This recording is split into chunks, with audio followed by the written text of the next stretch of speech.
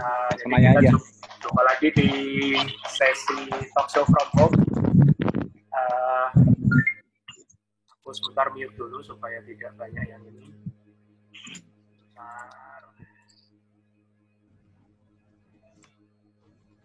Jadi jumpa lagi di talk show from home, edisi 6 Mei. Kali ini temanya masih sama seperti yang hari Jumat kemarin, Ask Me Anything. Me-nya ini dalam arti Mas Tio Prasetyo, segala sesuatu tentang KF, dan ini kebetulan cukup menggembirakan Mas, banyak wajah baru malam ini. Ya, ada juga yang dari luar kota, ada juga yang masih seputaran Jabodetabek. Ini pertanyaan pertama aku dapat dari email Mas. Yang pertama ini dari Mas Rizal Ismail, ya. Ini sedikit mengulang, ada kesalahpahaman selama ini terkait KF yang sering dibilang memberatkan organ-organ seperti pankreas, hati, dan ginjal. Itu sebenarnya gimana sih kinerjanya organ-organ ini selama di kondisi ketosis, Mas? Monggo. Dalam bahasa awam ya Mas ya, jangan terlalu buyang. Organ-organ seperti apa? Pankreas, hati, sama ginjal. Ya, maksudnya dalam kondisi ketosis. Yes, dalam kondisi ketosis kinerjanya sebenarnya seperti apa? Karena banyak yang bilang itu kalau dalam kondisi ketosis itu bakal berat kerjanya seperti itu. Beratnya itu makanya aku bingung. Justru aku malah mau bertanya langsung dengan orang yang bilang katanya beratnya itu apa? Kan kondisi ketosis itu kan kondisi di mana tubuh menghasilkan keton sehingga keton bisa dipakai di otak sebagai energi. Dan basicnya ketosis itu kan basicnya ialah puasa. Jadi orang mengalami ketosis secara alami gara-gara dia tidak makan, bukan karena makan. Tapi pada saat makannya, saat tidak makan karbohidrat, itu berarti menjaga ketosisnya tetap berjalan dengan smooth. Jadi maksudnya tidak membatalkan ketosis yang sudah terjadi sebelumnya akibat dia tidak makan. Karena kondisi tidak makan itu kan membuat tubuh terutama otak harus bisa mengenali energi yang ada di dalam tubuh, yaitu lemak di badan. Jadi biar lemak di badan itu bisa menjadi fuel tank sebagai tangki bensin untuk bisa mensuplai energi konstan ke otak selama dia tidak makan apa-apa. Itu kan kunci di situ. Ketosis itu artinya membuat otak mengenali lemak yang ada di badan sendiri. Nah, pada saat kita masuk jendela makannya, kita sudah misalnya kalau di ancestral lifestyle sudah menemukan makannya, yang kita makan bebas karbohidrat, terutama hewani. Kita makan ikan, telur, ayam, daging, dan sebagainya. Di mana itu tidak mengandung karbohidrat, sehingga tidak membatalkan pembuatan keton di liver. Basicnya seperti itu. Nah, yang pankreas, contohnya salah satu contohnya, pankreas merupakan penghasil insulin dan glukagon, ya kan? Ya, ada di pankreas itu ada dua jenis sel, alfa sel dan beta sel. Alfa sel menghasilkan glukagon, beta sel menghasilkan insulin. Nah, glukagon ini responnya naik, aktivitasnya alfa sel ini memproduksi glukagon ini meningkat saat level insulin rendah atau level gula darah rendah. Sehingga sifat glukagon itu ialah memicu liver memproduksi glukosa. Jadi gluconeogenesis atau pembuatan gula di liver basicnya dipicu oleh glukagon dulu. Nah, nanti bisa naik turunnya, fluktuasinya lebih tinggi atau lebih rendahnya nanti tergantung juga oleh hormon lain seperti contohnya kortisol. Tapi yang utama ialah glukagon sebagai pemicu gluconeogenesis di liver, pembuatan gula. Nah, beta sel di pankreas di kondisi puasa maupun kondisi makan sama-sama tetap bekerja. Karena beta sel ini fungsinya ialah menghasilkan insulin yang mengacu terhadap kadar glukosa di darah. Kadar glukosa di darah dalam kondisi ketosis artinya liver yang membuat glukosa akibat dipicu oleh glukagon pertamanya, dia memproduksi glukosa dong. Nah, supaya glukosa yang dihasilkan liver ini tidak berlebihan, harus ada negatif feedback untuk menghentikan stop, jangan produksi kebanyakan, kan gitu kan? Nah, untuk bilang stopnya ini siapa? Itu insulin. Nah, jadi liver pada saat memproduksi glukosa, memproduksi gula dari bahan baku yang non karbohidrat seperti dari laktat, seperti dari glucogenik amino acid, seperti dari gliserolnya pecahan dari fatty acid yang di lemak kita. Jadi kalau kita lepas lemak di badan untuk energi, lemaknya dilepas, tapi juga melepas gliserol juga dong, ikatannya dia yang ada tadinya ada sebelumnya.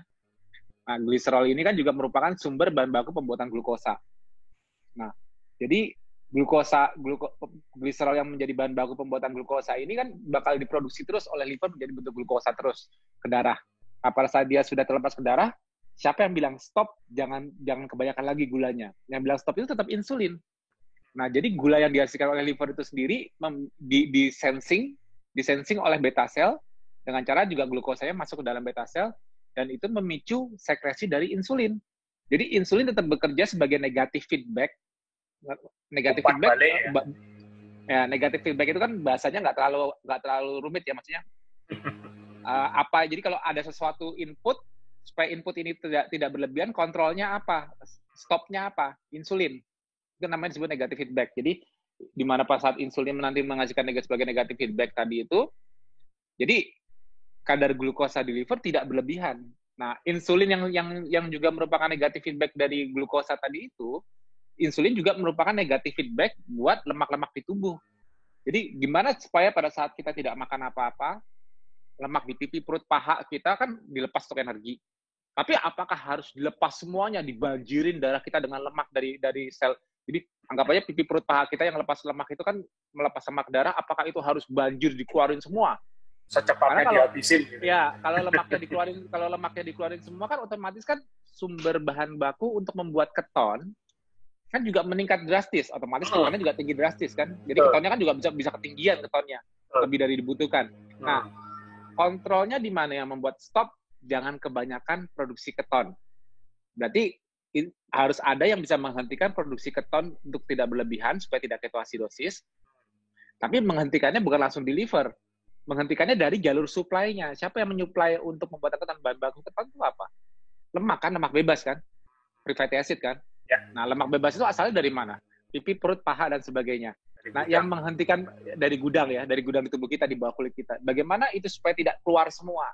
Apa negatif feedback-nya? Sama, negatif feedback-nya ialah insulin. Jadi insulin juga, insulin yang naik karena tadi untuk negatif feedback itu umpan, apa bahasa tadi, bahasa awamnya? Umpan balik ya? Kontrol. Bener ya? Aku nggak begitu ngerti cara ngawaminnya, tapi mungkin sebagai, kan kontrol. Tadi kan insulin fungsinya sebagai kontrol untuk gula. Ya. Tapi dia juga begitu dia mengontrol gula, dia juga mengontrol output dari lemak yang dibongkar keluar dari gudang, dari pipi, perut, paha. Stop, segini aja, jangan keluar semuanya. Nah, itu fungsi insulin. Insulin menghentikan proses tersebut supaya lemak tidak berlebihan keluar dari tubuh, sehingga tidak berlebihan pula memproduksi ketonnya. Kondisi ketosis itu ya, Mas ya? Nah, ya. Tapi juga sama seperti tadi glukagon mengatur liver. Glukagon mengatur liver untuk memproduksi gula, tapi dia ada modulasinya lewat kortisol. Kalau kita stres berlebihan atau kita sedang sprint, lari, atau dalam kondisi urgent untuk butuh lebih banyak gula, otomatis hormon kortisol yang disekresikan tadi dari yang merupakan hormon stres menambah jumlah produksi glukosa di liver. Itu modulasi dari awalnya glukagon sebagai pemicu awalnya. Tambahannya modulasinya ialah kortisol. Nah, kalau di sel lemak gimana? Pipi, perut, paha ini gimana?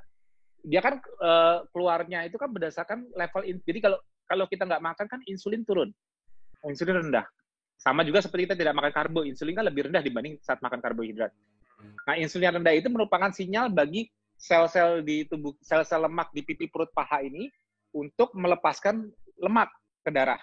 Nah, apa yang memodulasi dia lebih banyak mengeluarkannya?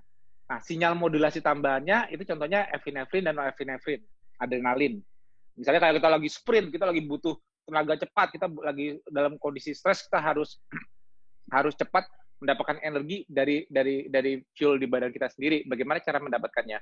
Nah, level peningkatan aktivitas fisik kita yang memicu adrenalin atau norepinefrin tadi juga memicu lebih banyak lemak yang dilepas. Itu mekanismenya nanti aktivitas hormon HSL, hormon sensitif lipas yang motong-motongin triglycerid yang ada di pipi, perut, paha tadi itu jadi lebih meningkat. Otomatis selain penurunan insulin, peningkatan adrenalin atau norepinefrin itu juga meningkatkan jumlah lemak yang dilepas ke darah karena Karena sifat adrenalin tadi menjadi demand driven-nya. Demand lebih dong, butuh lebih. Sama seperti tadi kortisol terhadap liver. Jadi di liver kortisolnya memicu butuh gulanya sudah diproduksi oleh sinyal glukagon awalnya, tapi kalau butuh lebih gimana? Ya kortisol tadi. Kortisol itu membuat gulanya jadi lebih banyak diproduksi oleh liver untuk dilepas ke darah. Nah, itu basic keseimbangan cara pankreas mengatur lalu lintas fuel, lalu lintas bahan bakar di darah, bahan bakar dari lemak maupun glukosa, ya kan? Lemak kan bahan bakar, benar nggak? Nah, lemak itu bahan bakar, free fatty acid. Glukosa juga bahan bakar, walaupun dia diproduksi. Jadi lemak dan bahan bakar ini kontrolnya tuh di mana? Tetap yang mengontrol tetap pankreas. Pankreas tetap bekerja sebagaimana mestinya. Ini sedikit membuka ya Mas ya. Berarti kita kan biasanya orang-orang yang awam itu tahunya pankreas itu bikin insulin, dan insulin itu untuk memproses glukosa. Jadi seakan-akan pankreas itu tugasnya hanya bekerja kalau ada glukosa, dan itu umum. Ya betul. Memang insulin bekerja berdasarkan glukosa, betul. Ya, memang betul. Tapi kan glukosa nggak harus dari makanan. Nah, itu dia. Karena ada tendensi pemikirannya dominan pasti dari makanan. Jadi bekerjanya pankreas hanya dari kalau ada glukosa dari makanan. Kita kalau makan bulan 0 gitu. Iya. Berarti setelah dijelaskan gini kan terbayang bahwa pankreas itu di kondisi ketosis selalu bekerja. Selalu juga masih bekerja. Ibaratnya begitu. Dan pankreas bakal bekerja lebih saat di jendela makan kita memasukkan karbohidrat kan. Kan tugas pankreas paling awal itu ialah kan kontrol negatif feedback terhadap gula produksi liver. Itu tugas paling awal di kondisi tidak makan apa-apa ya. Nah, oke, itu di kondisi tidak makan. Tapi kalau kita pada jendela makan kita menambahkan makanan yang unsurnya ada karbohidrat, otomatis kan jumlah glukosa, karena kita makan karbohidrat tadi kan jumlah glukosa yang terserap ke darah menyumbangkan total glukosa yang sebelumnya sudah diproduksi oleh liver ditambahin oleh glukosa dari karbohidrat di makanan, betul nggak? Betul. Jadi tambah berat. Otomatis kerja beta sel untuk memproduksi insulin jadi harus lebih tinggi dong. Iya. Benar nggak? Iya, betul. Karena dia harus keep up. Nah, jadi kalau ditanya mana yang memperberat kerja beta sel di pankreas yang memproduksi insulin, ya yang memperberat yang makan karbohidrat, karena fungsi pankreas kan untuk fungsi pankreas yang beta selnya ya, bukan alpha sel, kan itu sebagai negatif feedback untuk mencegah glukosa berlebihan di darah dengan cara mensekresikan insulin, membuat sel-sel di tubuh selain liver ya, kalau begitu kena sinyal insulin, dia menurunkan sintesis gulanya, gluconeogenesisnya. Tapi sel-sel yang di tubuh yang dengar sinyal insulin, dia berusaha mengambil glukosa yang ada di darah, diambil ke dalam selnya. Entah itu nanti gula itu dipakai buat bahan bakar sebagai penghasil energi, atau gula tersebut digunakan sebagai sumber gliserol untuk ikat lemak supaya lemak bisa tersimpan. Tergantung fungsi, atau untuk disimpan sebagai glikogen. Intinya insulin itu membuat sel-sel di tubuh kita, otot dan sebagainya mengambil glukosa dari darah dimasukin ke dalam sel. Itu fungsi insulin, sehingga kadar gula di darah tidak berlebihan. Itu basic kerja insulin.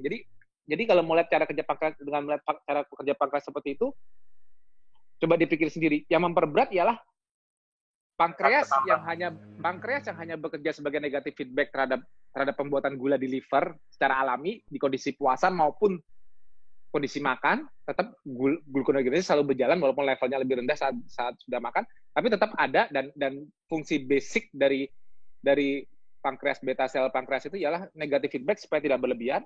Nah, ini kesadaran seperti ini ya, anggapannya ini effortnya anggapnya 70%. Anggapannya effort engineering-nya 70% untuk memproduksi insulin terhadap produksi glukosa di liver. Itu effort 70%. Saat kita makan karbohidrat, effortnya harus lebih besar nggak? Harus 100% capacity untuk menghandle flow masuknya gula dari makanan kalau kita makan karbohidrat. Nah, jadi kalau ditanya yang memperberat kerja pankreas apa? Yang ketosis, orang yang ketosis, KF, yang tidak makan karbohidrat, atau orang yang masih makan karbohidrat? Kan bisa dijawab sendiri kan? Betul, aku ngasih engineering view-nya. Oke, itu dari sisi pankreas. Apalagi? Liver. Ini Mas, aku ke ginjal dulu. Karena gini, banyak orang yang rada parno ketika nih melihat hasil lab, misalnya seperti ureum dan kreatinin itu meningkat. Kita sih tahu ini pasti HC. Cuman bagaimana memastikan bahwa ini tidak terjadi kerja yang lebih berat di kondisi ketosis, dalam hal ini organ ginjal. Monggo Mas. Ya EGFR. EGFR ya. Jadi laju filtrasi ginjal ya. Ya, laju filtrasi yang membuat ini. Fungsi ginjal itu satu. Ginjal itu fungsinya memfiltrasi, ya membuang apa yang tidak dibutuhkan, menyaring dan memfiltrasi. Jadi gini, darah itu semua difiltrasi di ginjal. Ya. Nah, semua yang tidak dibutuhkan, kelebihan, misalnya kayak urea darah, uric acid, asam urat, atau apapun itu, yang mineral berlebih, apapun itu semua di bypass, maksudnya filtrasi itu di glomerulus, di ginjal itu ada glomerulus yang membypass substrat-substrat ini untuk, ini tidak dibutuhkan di tubuh, dilewatin. Berarti dia harus, ini yang water soluble ya, aku ngomongnya ya, termasuk toksin yang water soluble. Itu dibuangnya lewat glomerulus tadi, di bypass untuk akhirnya jalurnya dipipiskan ya, dibuang lewat urin. Oke, itu satu, itu fungsi pertama.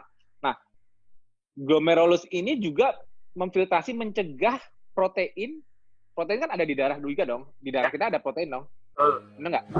Kan kita punya, darah kita kan komposisinya juga protein paling besar, plasma protein. Nah, makanya kan darah kita ini kan juga tidak, fungsi protein itu kan ada fungsinya di tubuh kita. Kita makan ikan, telur, ayam. Protein itu yang ikan, telur, ayam itu kan protein, begitu dipecah di usus oleh proteas, diserap ke darah, kan menjadi yang namanya amino acid. Nah, amino acid ini kan building block bagi kebutuhan sel-sel tubuh. Entah itu untuk membuat enzim kah, entah itu juga untuk bantuan membuat hormon kah, atau itu untuk bahan baku untuk perbaikan sel lah. Jadi amino acid yang berasal dari protein itu selalu ada fungsinya. Tidak boleh di-wasting, tidak boleh disia-siakan.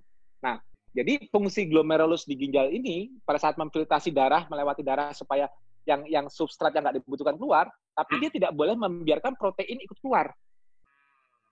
Kalau filtrasinya bermasalah, protein ikut keluar. Itu yang berarti kerja ginjal terganggu ibaratnya ya.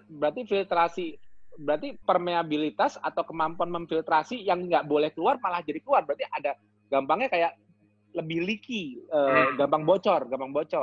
Sehingga proteinnya itu lepas. Nah, filternya itu jadi nggak bagus gitu. Karena amino asid yang di darah tadi itu nggak bisa tetap ditahan di darah, tapi ikut dibuang lewat urin. Itu nggak boleh. Itu berarti kita jatuhnya, namanya tubuh kita wasting. Kita membuang-buang substrat protein, sedangkan protein disayang-sayang di tubuh kita. Amino asid disayang-sayang, karena otot kita aja disayang-sayang supaya otot kita tidak rontok. Gimana caranya? Dengan cara ketosis kan itu sparing muscle. Nah, jadi kalau sampai filtrasi di ginjal terganggu, itu otomatis protein yang tadinya harusnya, amino asid yang harusnya tadi nggak keluar, jadi keluar. Jadi dia masuk ke urin. Nah, itu seperti itu. Nah, apa yang menyebabkan filtrasi ini terganggu? Itu pertanyaannya. Apa yang mengganggu kerja dari glomerulus di ginjal? Jadi patokannya bilang kerja ginjal terganggu, harusnya lihat dari filtrasinya. Ya. Filtrasi. Apa yang membuat filtrasi ini menjadi terganggu? Mas bayanginnya gini nih, aku mau mengawamkan ya. Mas bayanginnya gini. Bayangin kayak gimana ya, selang air misalnya ada, kita campur, aku bingung bayangin ya darah itu kayak apa, bayanginnya aku lupa, susah mengawamkannya. Begini, anggap aja suatu saringan ini bisa dikasih selang, ditutup, dibumpet gitu, jadi ujungnya selang itu ialah suatu saringan dengan lubang dengan dengan pori-pori, dengan ukuran tertentu yang hanya bisa melewatkan substrat ukuran tertentu. Ya. Oke? Ya. Substrat ukuran tertentu ya. Protein tidak bisa dilewatkan di situ. Karena pori-porinya cukup kecil. Ya. Tapi kalau selangnya ini, airnya ini, tekanannya aku tambah, tadinya nggak bisa lewat jadi bisa lewat kan? Betul. Karena tekanan airnya aku kencengin, jadi seakan-akan menekan si saringan tadi itu, yang pori-pori saringannya jadi lebih besar kan? Iya. Nah, dipaksa. Lebih besar ini membuat amino asid tadi leak, bocor sana. Akhirnya bocor, betul. Nah, jadi salah satu yang membuat saringan cepat rusak ialah kalau tekanan air di selangnya besar, betul nggak? Betul. Nah, tekanan air ini aku maksud ini ialah, kan fungsi glomerulus itu, anggap aja glomerulus ginjal itu anggapnya saringan. Kan dia fungsi memfiltrasi darah di ginjal. Tekanan darah yang lebih tinggi membuat fungsi ginjal akhirnya saringannya nanti gampang terganggu, gampang rusak. Artinya yang nggak boleh tinggi apa? Tekanan darah bukan? Tensi Ya, bukan? betul, betul. Nah, itu satu ya yang merusak Satu. glomerulus ya. Nah, ini aku udah berusaha mengawamkan mungkin. Sama mungkin. Oke, yang kedua. Yang merusak, misalnya tekanannya normal. Normal. Tapi komposisi dari glomerulus itu kan sel-sel ginjal. Yang merusak, yang bahasa awamnya gimana ya? Glomerulus itu jelas suatu kumpulan sel ginjal gitu aja deh. Ya. Sel-sel. Jadi kayak jantung itu kumpulan sel jantung, liver itu kumpulan sel liver, ginjal itu kumpulan sel ginjal. Nah, yang membuat saringan ini komposisi susunannya itu gampang melebar, itu kalau ada sel-sel yang rusak nggak? Maksudnya jadi karena ada sel-sel yang mati yang rusak, akhirnya membuat permeabilitasnya lebih lebar, maksudnya bisa lebih gampang membocorkan. Nah, berarti kerusakan sel ginjal itu juga kerusakan sel ginjal atau kerusakan sel saringan itu menyebabkan filtrasinya terganggu nggak? Betul. Nah, yang umumnya yang merusak sel dimanapun, sel jantung, sel pembuluh darah, sel liver, apapun yang merusak itu, yang merusak apa? Oksidatif stres, radikal bebas, oksidatif stres, ya kan? Nah, jadi kalau sel di tubuh kita mengalami oksidatif stres yang tinggi, itu bisa merusak atau tinggi oksidatif stres, radikal bebas di tubuh kita, itu bisa merusak sel-sel ginjal, nggak cuma sel ginjal doang sih, sel liver, semua radikal, karena tingginya radikal bebas, membuat kerusakan sel lebih gampang terjadi. Salah satu pemicu radikal bebas meningkat di tubuh kita, contohnya karena apa? Karena gula darah tinggi, bukan? Ya, metabolisme glukosa. Ya, jadi kalau kita sering mengalami hiperglikemia atau gula darah yang tinggi terus, atau misalnya kita bisa melihat itu tahunnya gula darah kita tinggi apa enggak selama pola hidup selama 3 bulan terakhir dengan cara ya tadi itu ngecek HbA1c yang pernah aku di itu sebelumnya kan. Nah, kalau gula darah kita sering tinggi dan atau kita mengalami insulin resistan di mana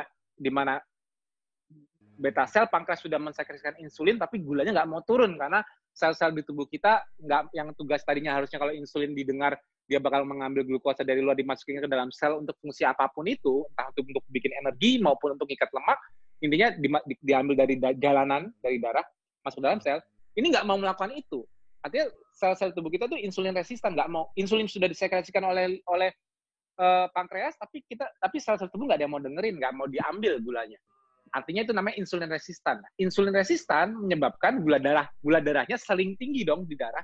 Ya, karena terbiarkan di darah lama di darah lebih tinggi. Nah, gula yang lama lebih tinggi di darah ini menyebabkan apa? Menyebabkan oxidative stress. Ya. Belum lagi menyebabkan glycation. Glycation itu ialah reaksi pelengketan yang non enzimatik antara protein dengan glukosa. Nah, sel tubuh kita itu protein. Makanya pembuluh darah itu lapisan endotelial sel di pembuluh darah itu juga protein. Itu semua mudah sekali mengalami glikasi, sama seperti hemoglobin yang dicek HB itu juga protein. Makanya kalau kita mengecek kadar gula darah kita tinggi lama-lama di darah kan banyak yang lengket ke protein. Nah, yang bisa dilihat itu ialah dari HbA1c untuk hemoglobin, ada juga bisa lewat melihat albumin, tapi yang lihat albumin ini jarang. Jadi paling gampang HB. Tapi nggak cuma di albumin dan hemoglobin aja gula ini lengketnya terjadi atau glycation terjadi. Itu sebenarnya di seluruh tubuh, di berbagai termasuk salah satunya ginjal. Makanya resiko orang yang diabetes jangka panjang akhirnya jatuhnya ke ginjal rusak. Kenapa? Karena dia sering mengalami hiperglikemia yang tidak terkontrol. Nah, gula karena hiperglikemia itu menyebabkan oksidatif stresnya tinggi di ginjal. Akhirnya banyak sel ginjal yang rusak. Akhirnya kemampuan penyaringannya mempertahankan supaya tidak substrat yang besar kayak protein itu terbuang ke urin, akhirnya lepas. Nah, jadi faktor yang membuat ginjal menjadi berat kerjanya dan rusak ialah kalau tekanan darahnya tinggi. Ya, satu. Yang kedua, oksidatif stres tinggi. Ya. 2. Nah, aku tanya kembali. Kalau ketosis tekanan darah tambah tinggi apa malah membaik? Baik. Tuh. Kalau ketosis, gula darah tambah tinggi, apa membaik? Normal. Makin normal dan cenderung rendah. 2. Nah, terus yang memberatkan apa? Ureum sama kreatininnya tinggi, Mas. Ya, gini loh. Ureum dan kreatin tinggi berarti kan dia tidak bisa terfiltrasi keluar dengan baik kan? Ya. Ya, kenapa nggak bisa keluar? Berarti kan ada gangguannya di ginjal kan, di glomerulus. Kan ureum kreatinin yang tinggi itu kan menandakan bahwa tidak terjadi filtrasi yang baik di ginjal. Kan cuma menunjukkan itunya doang kan? Harusnya dia angkanya normal karena ureum dan kreatininnya harus dibuang lewat urin. Tapi ini masih tetap ada darah tidak bisa keluar karena ada gangguan di ginjal. Penyebab gangguan tadi udah aku kasih tahu 2 hal itu. Kita melakukan 2 hal itu nggak? Jadi bisa aja nanti jangan cuma lihat ureum dan kreatinin, bisa aja dilihat dari laju filtrasinya kalau masih bagus. Ya, EGFR, iya. Iya kan? Jadi bisa aja loh teman-teman. Dan harus membaik. Dan memang justru malah kelihatan yang dulunya yang tadinya gula darah sering tinggi, yang tadinya tensinya sering tinggi. Itu yang lebih cepat membuat masalah di ginjal. Problemnya situ nggak ada hubungan. Oh, karena saya makan kalau ketosis karena tidak makan karbo, jadi yang dimakan ikan, telur, ayam, daging. Dengan kebanyakan protein, makanya plasma protein kita meningkat, otomatis kerja ginjal untuk supaya protein tidak keluar dari saringannya jadi berat. Jadi proteinnya karena kebanyakan protein leaking. Plasma protein kita nggak bakal bisa banyak-banyak di darah. Kalau nggak dibutuhkan, gini. Kamu makan protein sebanyak apapun deh. Amino asid di darah, atau kita sebutnya namanya protein turnover di darah, sebanyak apapun kamu makan protein, itu nggak bisa dibiarkan lama-lama dalam bentuk amino asid di darah. Harus dirubah dalam bentuk lain. Ingat, tubuh kita tidak bisa menyimpan protein. Tubuh kita tidak bisa menyimpan protein berlebih. Itu yang benar. Kalau kamu makan protein sebanyak apapun dan tidak kepake, itu nggak bakal, gue simpen jadi otot deh, bisa biar tambah gede. Gue simpen di dada deh, biar dada tambah keker. Gue simpen di bahu deh, biar bahunya lebih besar. Jadi kita cuma santai, nggak ngapa-ngapain, nggak ada kebutuhan untuk masang otot di mana-mana. Kita cuma makan protein, ikan, telur, ayam, daging banyak gitu, terus bayangan kita di darah nanti proteinnya bakal tempel. Nggak ada. Protein itu nggak bisa lama-lama. Setelah makan, protein bisa tinggi di darah, di plasma darah. Tapi habis itu harus turun. Nggak bisa lama-lama di darah. Kenapa? Karena nggak ada kebutuhannya. Harus dibuang. Caranya gimana? Ya satu, proteinnya yang diambil, kalau nggak kepake, nitrogennya dirubah menjadi yang urea tadi. Nitrogennya diambil, karena amino asid atau protein itu ada fungsinya kalau rantai nitrogennya itu kepasang di suatu fungsi. Fungsi apapun itu. Full rantai amino asid ini digunakan sebagai pembentukan enzim kah? Digunakan sebagai pembentukan otot kah? Perbaikan sel kah? Yang ada nitrogennya masih nempel ya. Nah, tapi kalau rantai amino asid ini nggak ada gunanya, kebutuhan lebih dari kebutuhan kita. Oh, ya udah. Nitrogen yang di belakang ini kan rantai ini anggap tangan ini rantai ketoasid. Ini rantai N nitrogen yang nempel di belakang ini dilepas, ini dimasukin di liver, masuk ke dalam urea cycle, dijadikan urea, dibuang. Nah, sisanya amino asid yang di sini ini masuk ke jalur gluconeogenesis atau ketogenesis. Jadi bahan baku untuk substrat lainnya. Kalau dia masuk dalam gluconeogenesis, dia berubah dalam bentuk jadi glukosa kan? Nah, kalau rantai-rantai karbon yang tadinya nempel di nitrogen ini, amino asid ini sudah berubah bentuk, rantai karbon ini nempel dalam bentuk glukosa, ya nantinya dia di glukosa ini dipakai sebagai apa? Setelah dikeluarin dari liver, entah itu dipakai sebagai diambil oleh sel lain untuk dibuat nyimpen glikogen lah, atau glukosa ini dipakai untuk menyimpan lemak yang ada free fatty acid sama glukosa ini dirubah jadi gliserol, ngikat jadi triglycerid, triacylglycerol simpan di pipi perut paha kah? Atau ini memang langsung dikonsumsi sebagai energi, contohnya di otot, contohnya kayak BCAA, atau di situ kah? Tapi intinya kalau nggak ada kebutuhan, nggak dibiarkan di darah dan nggak disimpan. Darah bukan penyimpanan amino asid. Darah bukan penyimpanan, bukan untuk nyetok protein sebanyak-banyak, nggak ada. Darah harus kembali netral setelah makan. Itu kuncinya. Makanya jangan kalau nggak ngerti fisiologi, jangan asal tebak-tebak nggak karuan. Karena aku tahu semua jalurnya. Jadi kadang-kadang lucu. Oh, kok kamu makan? Makanya kan telur ayam sebanyak-banyaknya. Ya ureanya dipipisin semua. Nggak kepake. Ureanya jadi tinggi ya. Iya, nggak ada. Jadi kalau tubuh mau menyimpan sesuatu, apapun dari makanan, mau ikan, telur, ayam, daging, mau karbohidrat, sekalipun nasi, roti, mie, tepung, apapun cara tubuh, apapun yang berlebih di tubuh kita dan mau disimpan, itu tidak bisa dalam bentuk glukosa maupun dalam bentuk protein. Kalau nggak ada gunanya ya, kalau protein bisa jadi otot. Tapi kalau atau jadi apapun itu, tapi kalau nggak ada gunanya, nggak bisa disimpan protein ini di tubuh. Amino asid tidak bisa disimpan, glukosa juga tidak bisa disimpan. Kadar glukosa harus kembali stabil, glikogen juga stoknya cuma segitu doang glikogen. Nah, bentuk penyimpanan sebenarnya dari glukosa dan amino asid, karbon-karbon yang tadi nempelnya di glukosa dan karbon di amino asid ini semuanya nanti bakal kalau dikasih gini, kemana ya larinya glukosa atau amino asid atau protein yang aku makan ini kalau berlebih? Kalau ini bisa dikasih tracing, ya, radioaktif label di karbon dari glukosa dan radioaktif karbon dari protein, terus kita lacak kemana larinya setelah kita makan, kita nggak pakai berlebihan. Itu kalau akhirnya nggak keluar dari tubuh, itu end up-nya di mana? Di lemak. Karena cara tubuh cuma punya satu warehouse di tubuh kita, itu cuma ada satu gudang, cuman untuk simpan lemak, selesai. Jadi rantai karbon yang tadinya dari glukosa atau amino asid itu harus pindah ke susunan rantai karbon di lemak. Entah itu sebagai free fatty acid-nya, entah itu sebagai gliserolnya, sebagai ikatan esternya, karena cara menyimpan lemak kan tidak bisa free fatty acid sendiri, kan harus ada pengikatnya supaya stabil, yaitu namanya gliserol. Makanya disebutnya triacylglycerol yang di dalam sel lemak, ya kan? Nah itu cuma bisa disimpan dalam itu. Jadi kalau mau menumpuk sesuatu di tubuh kamu, menumpuk kelebihan di tubuh kamu, cuma bisa numpuk lemak, nggak bisa numpuk amino asid, nggak make sense. itu fisiologi dasar itu harus banyak orang nggak ngerti kayak gini. Udah kemana-mana pikirannya, tapi dia nggak tahu sesuatu yang paling basic seperti ini, nggak ngerti. Ya, kadang-kadang memang kita trauma dengan beberapa parameter lab yang sudah diasosiasikan itu menunjukkan kejelekan organ. Tapi benar Mas, memang kalau untuk ngecek parameter ginjal ya benar. Emang ureum kreatinin orang KF ureum kreatinin juga nggak boleh. Oh, kalau di KF ureum kreatinin tinggi nggak apa-apa. Nggak boleh, harus normal. Yang kita beda dengan orang normal, komposisinya ialah apa? Cuma kolesterol. Trigliserid kita malah lebih rendah dari orang normal. Maksudnya orang normal yang masih makan karbo.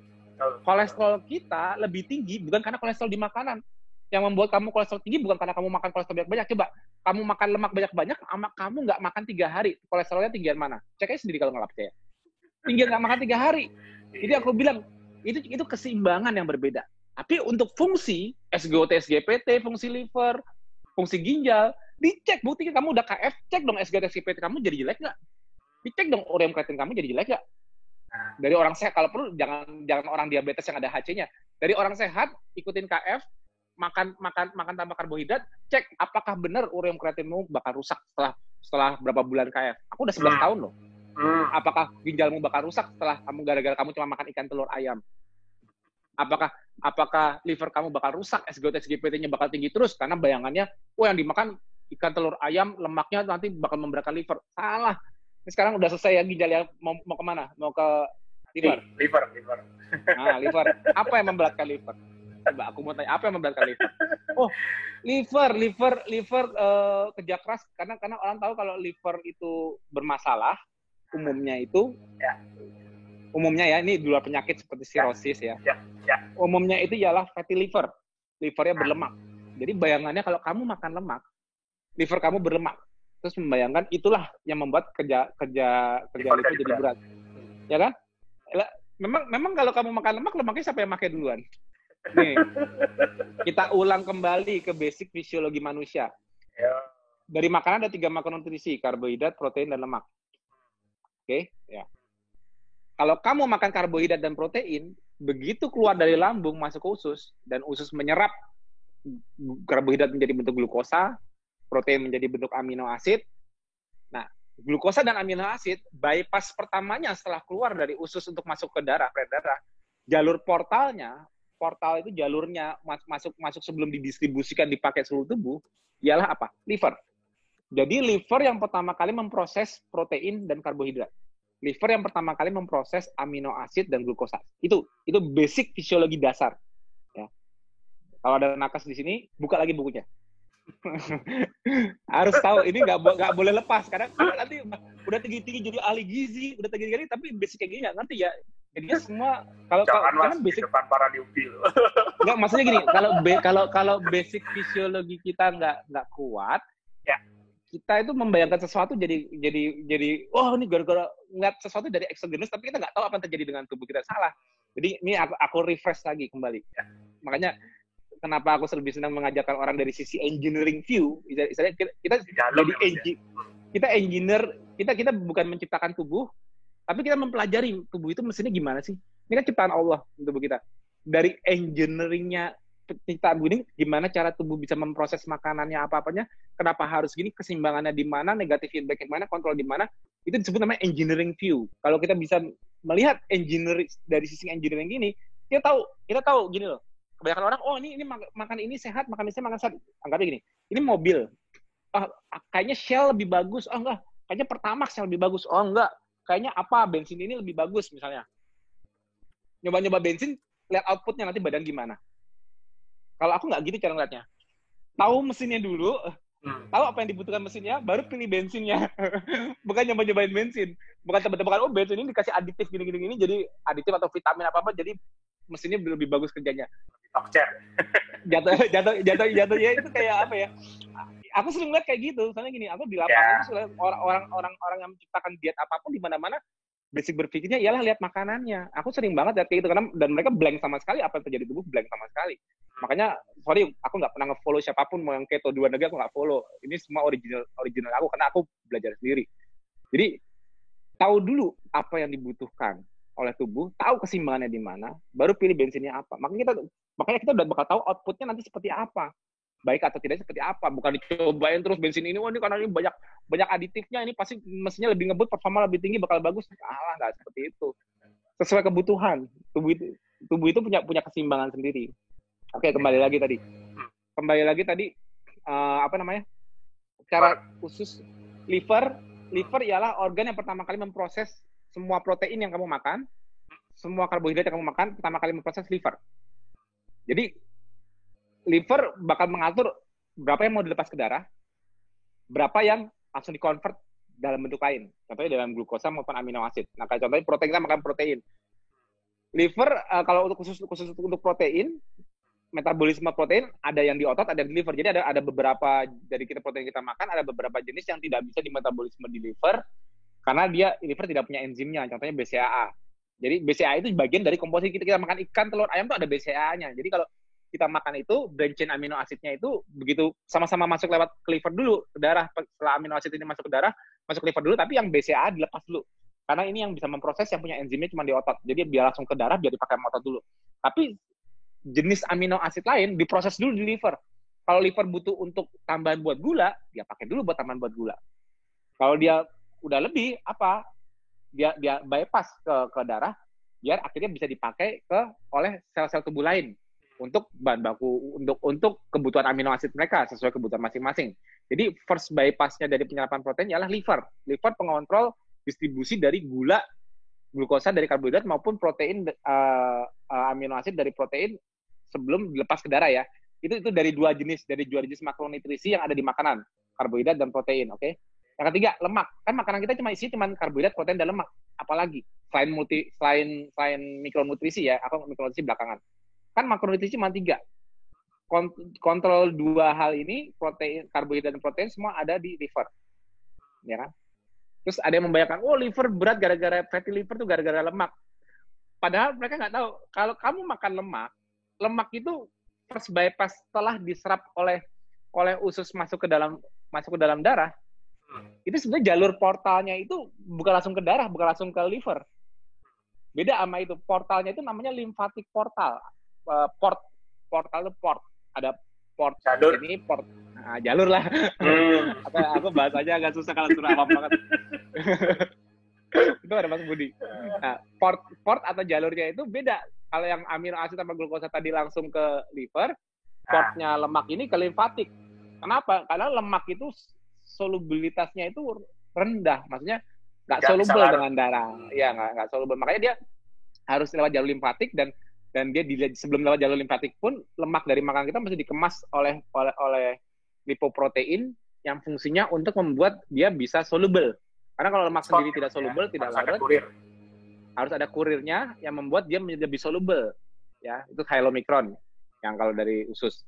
Nanti kalau dari liver ke seluruh tubuh itu namanya ya partikular, udah tahu sendiri kan, VLDL dan sebagainya, itu nanti panjang ceritanya. Yang intinya penyerapan lemak pertama kali itu ialah limfatik. Jalur limfatik, setelah diserap di limfatik, dikeluarkan lewat thoracic duct di sini, baru masuk ke darah, dipompa oleh jantung, dikirim ke seluruh tubuh, baru. Siapa yang mau pakai lemak nih dari makanan? Otot memakai, otot ambil, semua memakai. Jadi seluruh tubuh kita tuh pakai lemak dari makanan dulu. Kalau udah lemak itu, tadi yang dibawa oleh kurir chylomicron itu tadi, akhirnya masih sisa nih, nggak ada yang pakai lagi. Udah nggak ada yang mau pakai, udah cukup. Ini terakhir baru liver. Liver justru terakhir ya Mas ya? Liver justru paling terakhir memproses lemak. Kamu makan lemak banyak-banyak, tubuh kamu butuh nggak kepake, terakhir baru liver. Jadi lemak tidak direct langsung ke liver, kecuali yang medium chain triglyceride. Ya. Tapi rata-rata lemak kan rata-rata lemak di makanan kan nggak semuanya bentuknya MCT kan. Tapi basicnya kan saturated fat, unsaturated fat, rata-rata kan long chain triglyceride. Nah, itu semua masuknya lewat jalur limfatik dulu, didistribusikan dulu, baru terakhir diproses oleh liver. Nah, kalau liver juga liver menerima sisaan itu disebut namanya remnant. Liver menerima sisaan dari chylomicron ini diambil, gue butuh nggak ya? Nggak butuh nih. Misalnya nggak ada kebutuhan di liver, hepatosit untuk memproduksi apapun. Akhirnya lemak ini kalau gitu gue simpan aja deh di gudang, di pipi, perut, paha. Nah, untuk dia mengirim ulang yang dia terima dari chylomicron tadi, yang bikin dari usus tadi itu, dia terima terakhir karena nggak ada yang mau pakai, dia nggak butuh. Ya udah gue kirim ulang untuk dikirim keluar dari liver ke gudang. Harus ada kurir baru, karena lemaknya nggak bisa langsung dilempar ke darah aja, kan nggak soluble. Ya. Nah, kurir baru ini juga bentuknya lipoprotein juga. Jadi keluarga lipoprotein, chylomicron kalau ini bentuknya VLDR, Vanillus density lipoprotein. VLDR ini baru ngirim keluar.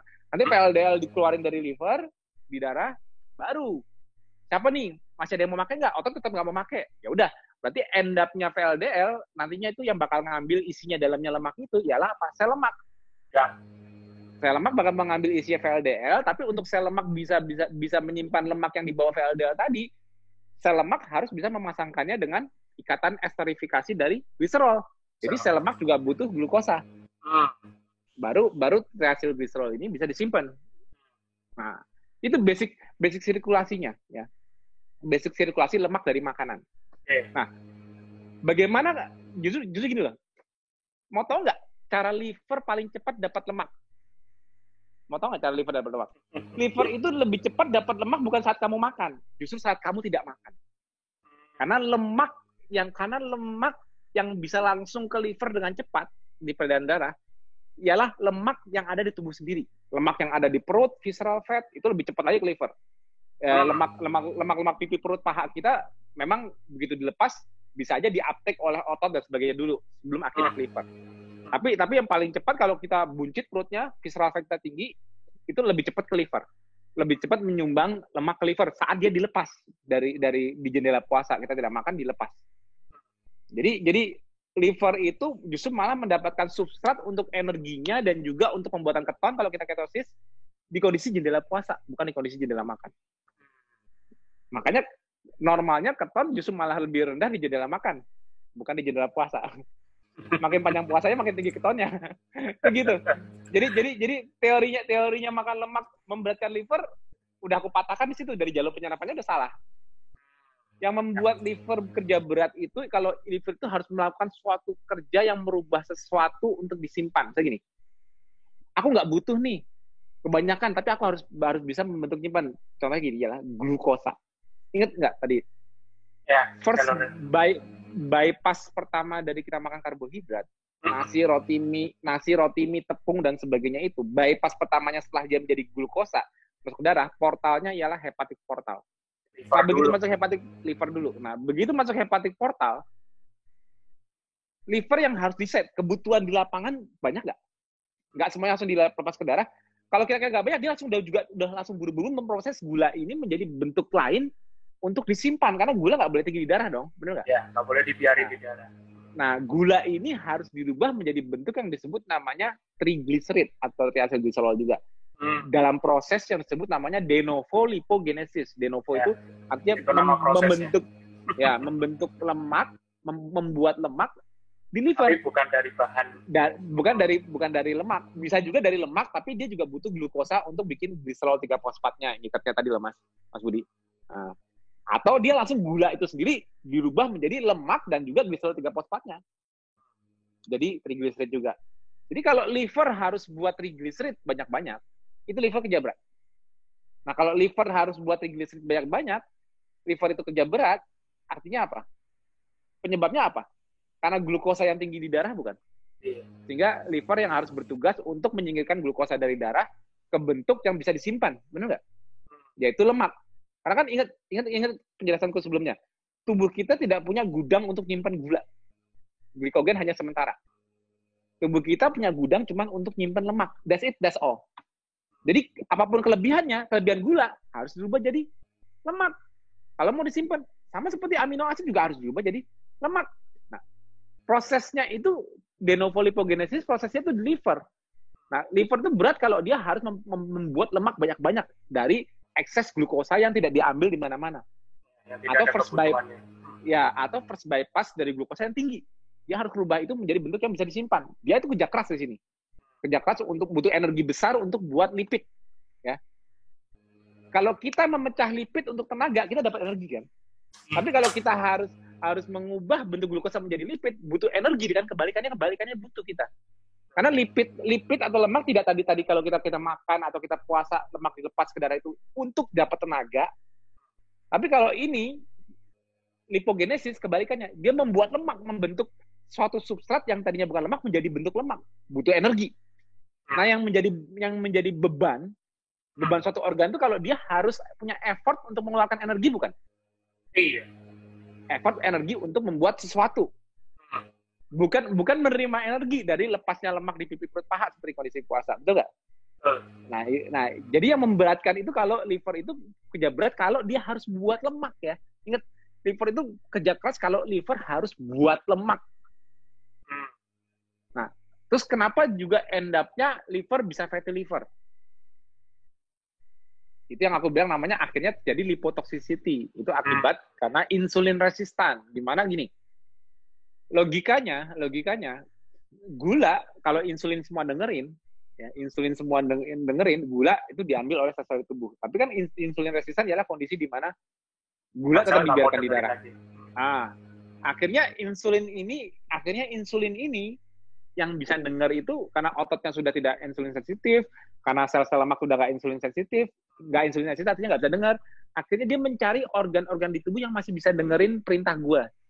Contohnya liver, ginjal, jantung, pankreas.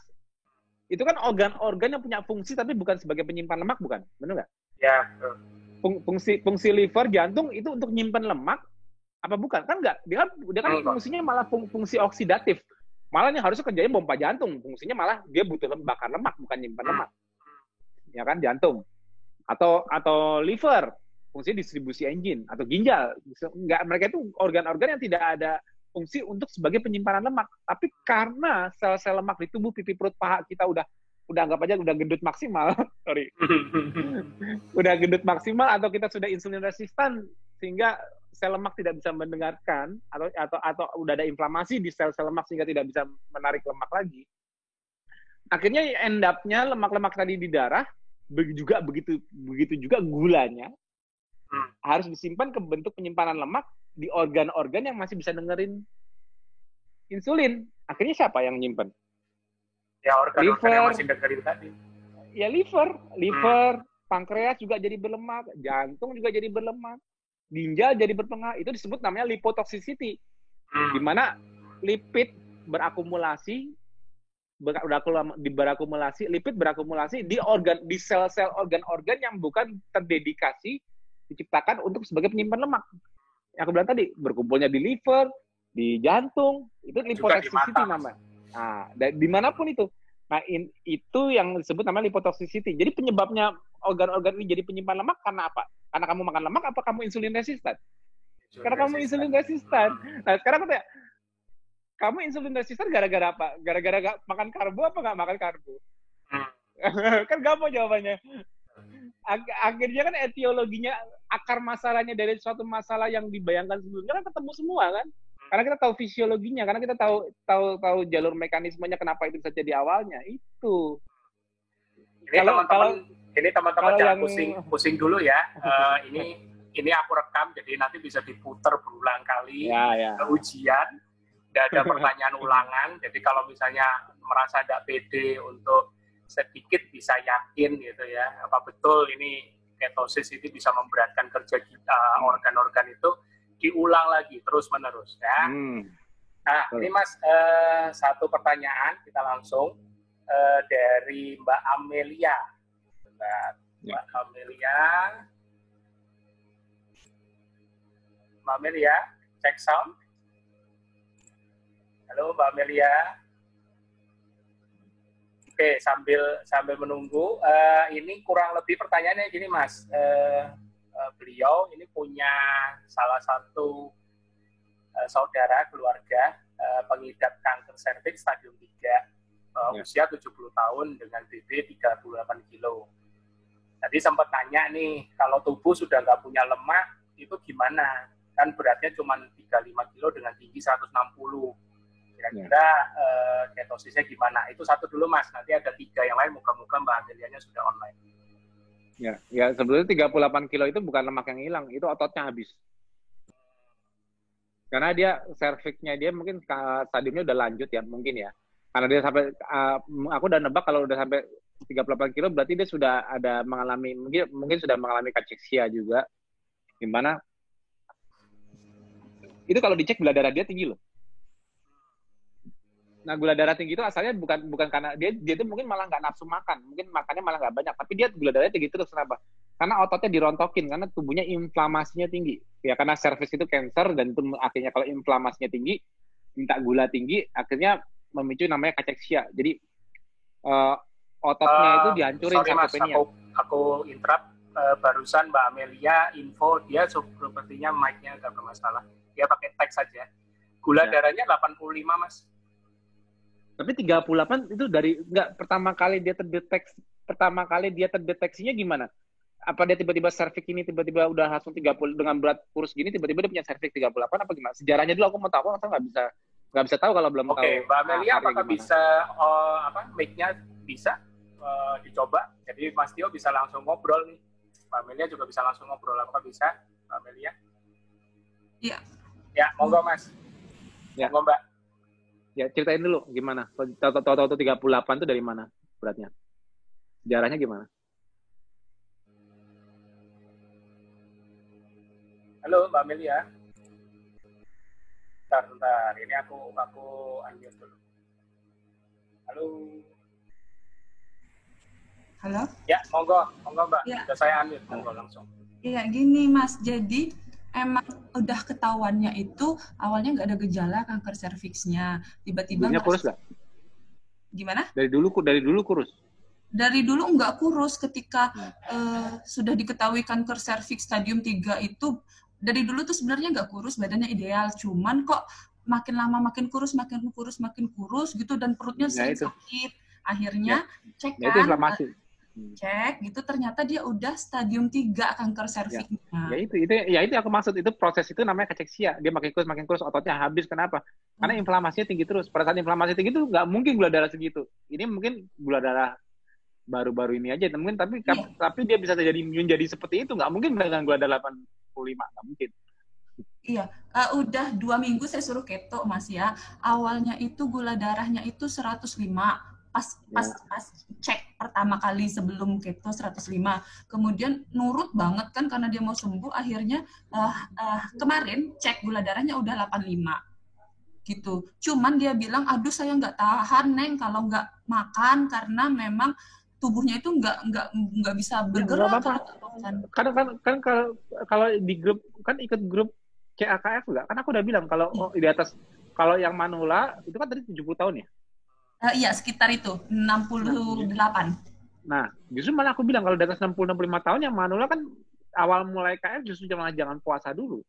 Oh iya. Nah, makanya, jadi dia harusnya dia memang dia nggak puasa, yang penting nggak makan karbo. Makanya aku ikut grup lah. Nah, jadi kalau untuk CA yang manula, karena dia memang sudah banyak kerusakannya, dia tidak bisa adaptasi cepat seperti yang masih muda. Iya. Makanya dia untuk supaya dia toleransi dengan tidak makan karbonnya, dia tidak dengan puasa dulu. Makan dulu, bertahap naiknya. Jadi gini, saat dia sudah benar-benar adaptasi, baru dia nambah jendela makannya naik. Aku selalu bilang, kalau yang langsung konsul ke aku selalu bilang kayak gitu kalau udah manula. Kalau manula mau mulai, nggak bisa langsung kayak gitu. Ya underweight juga sebetulnya bisa kalau memang udah lanjut stadium parah banget, minimal tidak makan karbo dulu. Oke, pelan-pelan baru nanti dia naik jendela puasa, sering dia adaptasi, dia nggak lapar. Jadi nanti dia pelan-pelan naiknya dia jendela puasa ke jam 12. Karena dia dengan nggak makan karbo aja juga tubuhnya juga masih stres tinggi karena dia sarkopenianya tinggi, maksudnya ototnya. Justru kuncinya dia sekarang ini ialah cepat-cepat ketosis, cepat-cepat adaptasi supaya apa? Supaya berat badannya rebound. Rebound itu artinya gini, ototnya dipertahankan, ototnya nggak hilang. Kenapa? Tujuan awal orang ketosis, gini nih, bukan tujuan awal orang ketosis. Tubuh kalau diketosiskan, kalau semua tubuh manusia, siapapun dia, kalau dia diketosiskan, artinya dia membuat keton, artinya dia tidak makan karbohidrat. Strategi pertama tubuh supaya ketosis, supaya adaptasi dengan tujuan tubuh ketosis, berarti kan harus adaptasi dengan ketosisnya kan. Tadinya makan gula, sekarang nggak makan gula kan. Untuk adaptasi ini tubuh salah satu yang paling dikerjakan nomor 1 duluan tuh apa? Menyelamatkan semua massa fungsional di tubuh, yaitu terutama otot. Jadi begitu orang sudah masukkan keton, dia itu sudah mulai menjaga ototnya supaya tidak dirontokkan untuk gula. Jadi begitu orang sudah memproduksi keton, artinya kebutuhan gula udah turun. Artinya tidak perlu banyak-banyak dapat gula dari makanan maupun ngambil dari badan. Nah, kemarin itu tahu nggak kenapa dia bisa mengurus? Iya, iya. Jadi ini kalau ada mungkin udah pernah ketemu orangnya, kalau dicubit kulitnya juga tebel. Kalau dicubit nggak bisa kayak gini kan nih. Kalau aku dicubit kayak tipis nih kulitnya nih, karena nggak ada lemaknya. Kalau dia dicubit tebel, tapi walaupun tangannya dia kecil, tapi yang bikin dia kecil itu bukan lemak yang kurang di bawah kulit, tapi ototnya yang kecil, karena ototnya yang dihabisin. Karena bahan baku untuk gula itu otot, protein. Jadi kalau kebutuhan gulanya masih tinggi di tubuh, anggapnya dia waktu itu kan belum ketosis, dan dia meradang terus inflamasi, itu gulanya jadi butuh tinggi. Dan dia nggak punya mekanisme muscle sparing, karena waktu itu dia masih makan karbohidrat. Kalau dia kurang dikit aja udah tambah kurus lagi. Karena gulanya pasti harus ngambil dari dalam lagi, karena inflamasinya tinggi. Nah itu yang merusak dia, yang bikin dia sampai 38. Tujuan dia buru-buru ketosis ialah apa? Entah dia mau turun lagi jadi 35, tapi yang kalau dia dalam kondisi ketosis, yang jadi 35 itu yang hilang ya air sama lemak, bukan otot lagi. Kenapa? Begitu kita udah memproduksi keton, sifat tubuh kita itu udah menyelamatkan otot, masa-masa fungsional, jangan sampai berkurang lagi. Itu tujuan ketosis pertama. Nah, kalau orang sudah mulai ketosis, artinya dia menyelamatkan otot, artinya dia menurunkan kebutuhan gula dalam bentuk apapun di tubuh kita.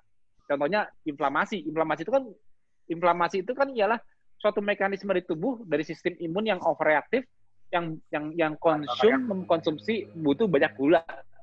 Sama seperti cancer juga pada saat cancer membelah cepat, dia juga butuh banyak gula. Nah, semua mekanisme yang butuh banyak gula di tubuh kita saat kita ketosis, itu ditekan.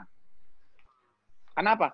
Karena tubuh kalau diketosis kan, dia harus berusaha menghemat gula. Karena gue nggak dapat gula dari luar, gue harus menghemat-hemat kebutuhan pemakaian gula di tubuh kita. Karena yang buat gula cuma liver. Dan liver bahan bakunya kalau harus buat gula banyak, liver nanti malah ngerontokin otot.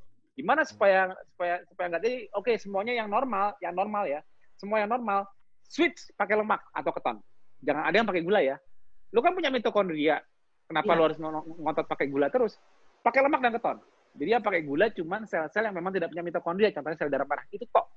Jadi pada saat kita ketosis, tujuan pertama ialah menyelamatkan otot-otot fungsional tadi supaya tidak dipecah untuk jadi gula. Itu pertama. Jadi dia tetap harus ketosis untuk menurunkan inflamasinya dia, supaya kansernya nggak tambah berkembang. Ialah yang dikejar supaya kansernya nggak berkembang ialah inflamasi, karena inflamasi itu pro perkembangan kanser. Makin tinggi inflamasinya, makin cepat kansernya menyebar.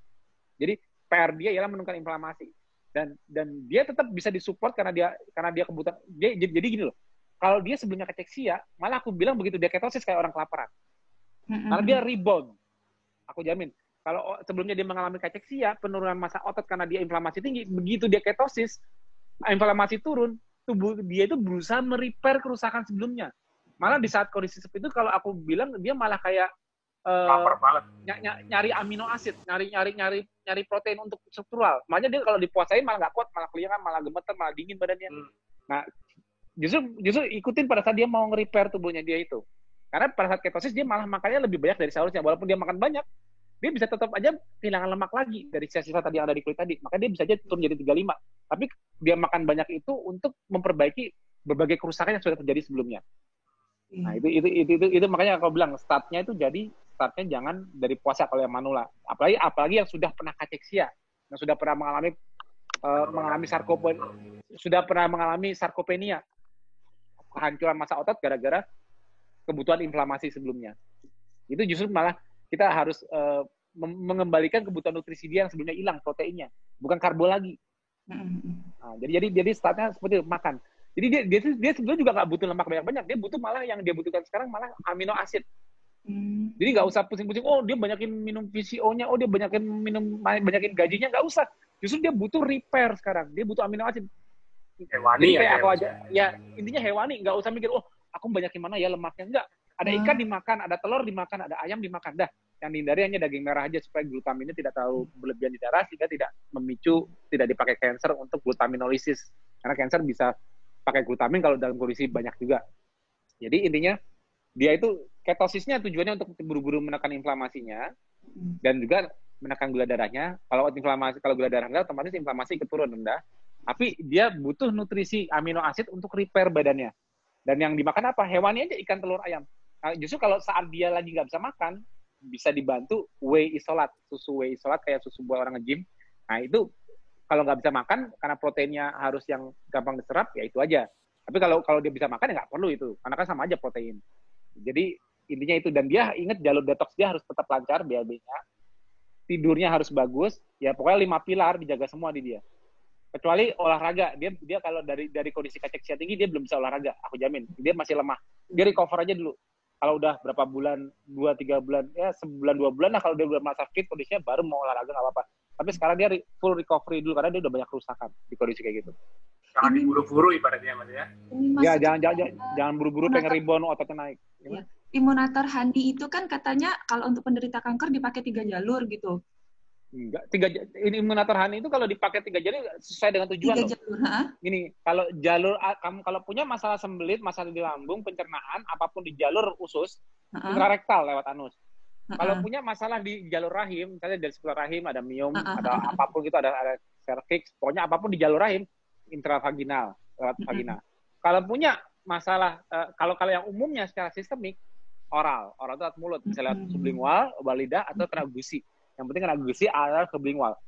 Khusus untuk kasus-kasus terbaru saat ini yang COVID, yang menyerang jalur respiratory tract paling cepat ialah IH-nya lewat hidung. Ini pakai cotton bud oleh hidung sini. Jadi dia jalur mukosa sini membangunkan sistem imun dari jalur respiratory tract masuk sampai nasofaringeal sampai paru-paru lebih cepat lewat jalur ini namanya intranasal.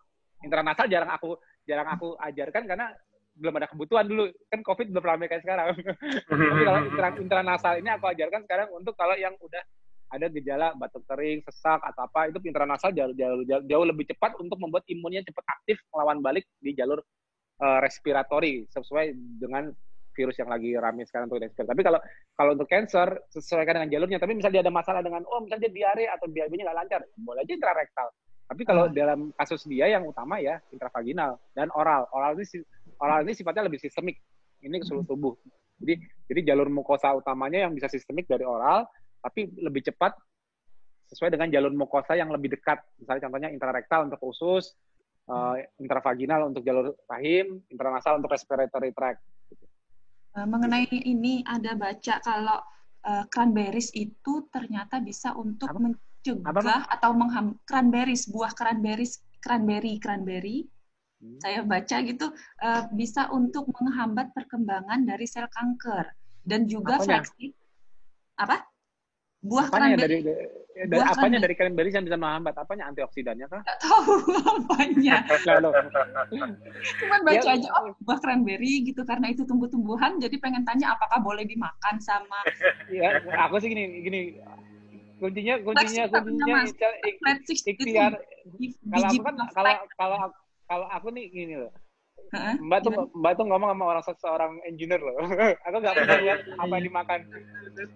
Aku pengen matiin cancer. Itu bukan dengan cara dikasih apa dari luar. Aku nggak mikir dalam bentuk obat, nggak mikir dalam bentuk makan apa. Aku selalu mikir dari sisi engineering. Yes. Untuk sel cancer 1 jadi 2 jadi 4 dan berkembang cepat, jalur utama yang dibutuhkan cuma 1. Sifat cancer tuh harus glikolitik, alias tinggi glukosa. Otomatis manajemen glukosa harus bagus, diturunkan gulanya sehingga membuat sel ini terseleksi. Ini cara melihat cancer dari sisi engineering, bukan sisi cancer dari cara orang lain lihat ditimpuk pakai apa ya, batu apa ya, antioksidan kah, ditimpuk batu obat kah, kemo kah, supaya dia mati. Aku cara berpikir itu bukan kayak gitu. Cara berpikir karena aku anggap gini, aku lihat tubuh manusia itu yang buat mesinnya Allah, kalau ada gangguan apa, aku cari troubleshooting-nya di mana, dari dalam dulu. Nggak dikasih apa dari luar untuk membentukkan yang sudah terjadi. Dalamnya dulu masalahnya di mana, itu diperbaiki dulu. Makanya protokol KF itu aku ciptakan tujuannya untuk memperbaiki dari dalam, endogenously, bukan secara exogenously. Makanan kita, ikan, telur, ayam, daging yang ada di KF itu support nutrisinya, itu penting dimasukkan karena esensial, harus masuk. Tapi mekanisme healingnya bukan apapun yang dimakannya itu ya, walaupun ada support juga, tapi yang faktor yang utamanya bukan di situ. Jadi kalau orang yang cancer sebelumnya yang cancer itu misalnya, saya sebelumnya minum apa, daun sirsak, habatus sauda, apa. Yes. Aku cranberry belum tahu, tapi mesti cari di Google. Ya aku sih kalau memang itu tinggi karbo jangan dipaksain. Bukan itu yang menyembuhkan gaya hidupmu dengan mengubah jadi KF. Protokol dosis. Tapi aku juga nggak pernah melarang orang yang sudah pakai apa kapsul apa tuh keladi tikus, kunyit putih apa. Aku sering dengar kalau yang itu, aku bilang cari di Google. Mbak Google bilang karbonnya tinggi nggak? Ya udah pakai aja. Yang penting dia seneng. Nggak gini loh. Kadang-kadang kalau aku kebanyakan melarang, ya dia makan pun juga ketosisnya nggak terganggu. Jadi buat apa? Tapi kalau dia dengan makan itu dia merasa lebih ada placebo efeknya, membuat dia lebih tenang. Membuat dia lebih yakin karena dia disuruh oleh siapakah yang bilang ini bagus ini. Mas, aku boleh nggak? Japri aku boleh nggak pakai ini? Ya udahlah, cek karbonya dulu. 5 pilar dijaga, itu boleh dimakan, tapi jaga yang 5 pilar jangan dilupakan. Itu bukan obat, ajaibnya itu bukan dari situnya. Ajaib yang ajaib itu tubuh kamu, kemampuan self healing kamu dijaga supaya tetap berjalan terus dan bisa keluar. Itu self healingmu diangkat. Tambahan dari luar terserah apapun, tapi jangan memaksakan yang membatalkan kemampuan self healingmu, yaitu jangan masukin karbo. Ternyata ini mas beras kencur yang tinggi karbo bisa dibuat cancer atau covid, diminum banyak-banyak kalau gitu. Kalau ya berarti kamu nggak mau memakai mekanisme ketosis kalau kayak gitu. Ya kalau memaksakan ya kamu nggak ketosis, cuma hanya demi beras kencur misalnya kayak gitu. Aku bilang kayak gitu. Ya, ininya yang menyembuhkan itu dari sisi engineering bukan seperti itu, tapi itu antioksidan apapun, tambahan multivitamin monggo aja kalau mau dipakai, itu juga support bagus juga. Memang bisa menambah saat tubuh dikasih lebih, kadang memang membantu juga, tapi itu bukan akarnya dari yang aku ajarkan. Tapi aku juga nggak melarang kalau itu tidak tinggi karbo. Jadi bukan fundamental, tapi jadi cari aja misalnya masa serak dengan karbo, tapi jangan kadang-kadang ini orang cancer itu apa aja dicobain, itu akhirnya malah nggak fokus.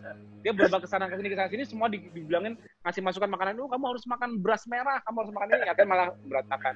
Pokoknya fokus di KF-nya, apapun mau ditambahkan monggo, asal tidak membatalkan ketosisnya sebagai basic yang digunakan di KF. Itu aja. Thank you so much. Intinya melihat kandungan karbohidratnya, itu yang harus kita aware ya Mas ya. Ya, dan nggak perlu nanya Mbak Google. Bukan makanannya, tapi lihat nutrition fact-nya gitu ya. Iya.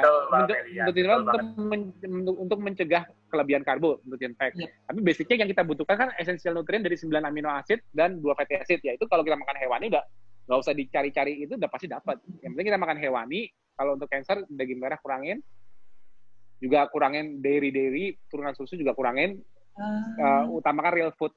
Ikan, telur, ayam, itu sebagai itu aja, fokus. Ya, sekali-sekali kalau nanti udah mulai membaik, sekali-sekali makan daging merah, fine lah. Bukan dalam jumlah besar, fine. Nggak terlalu saklek, harus nggak boleh terus.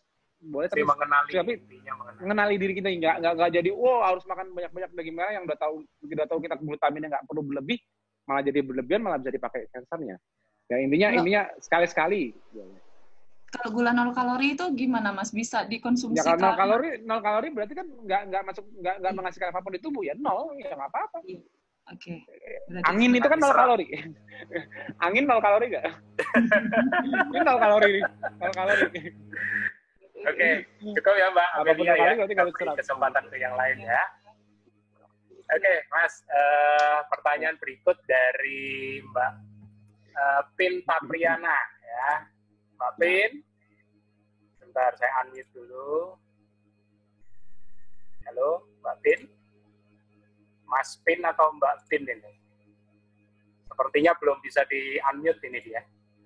Aku ini aja Mas, aku bacakan. Mas, kenapa kalau puasa pada saat sahur cuman konsumsi cairan, itu lebih bertenaga dibanding kalau puasanya sahurnya itu pakai makan? Nah, kenapa itu? Ya pasti ya. Sama kan, makanya kan kalau yang udah sering ketemu aku, kenapa aku kalau seminar apa-apa nggak mau makan? Ya karena kalau udah makan ngantuk, kalau udah makan malah nggak bertenaga. Jadi gini,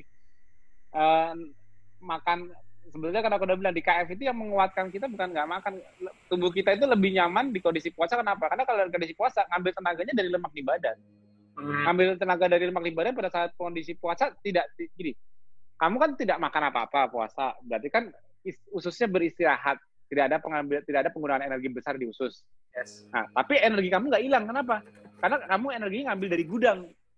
Ngeluarin lemak dari pipi, perut, paha dan sebagainya tidak butuh ususnya bekerja, energinya tidak butuh di sini. Jadi sistem saraf simpatetik parasimpatetiknya tidak perlu diaktifkan untuk mengambil tenaga dari dalam tubuh sendiri dan bisa langsung dipakai dan fresh.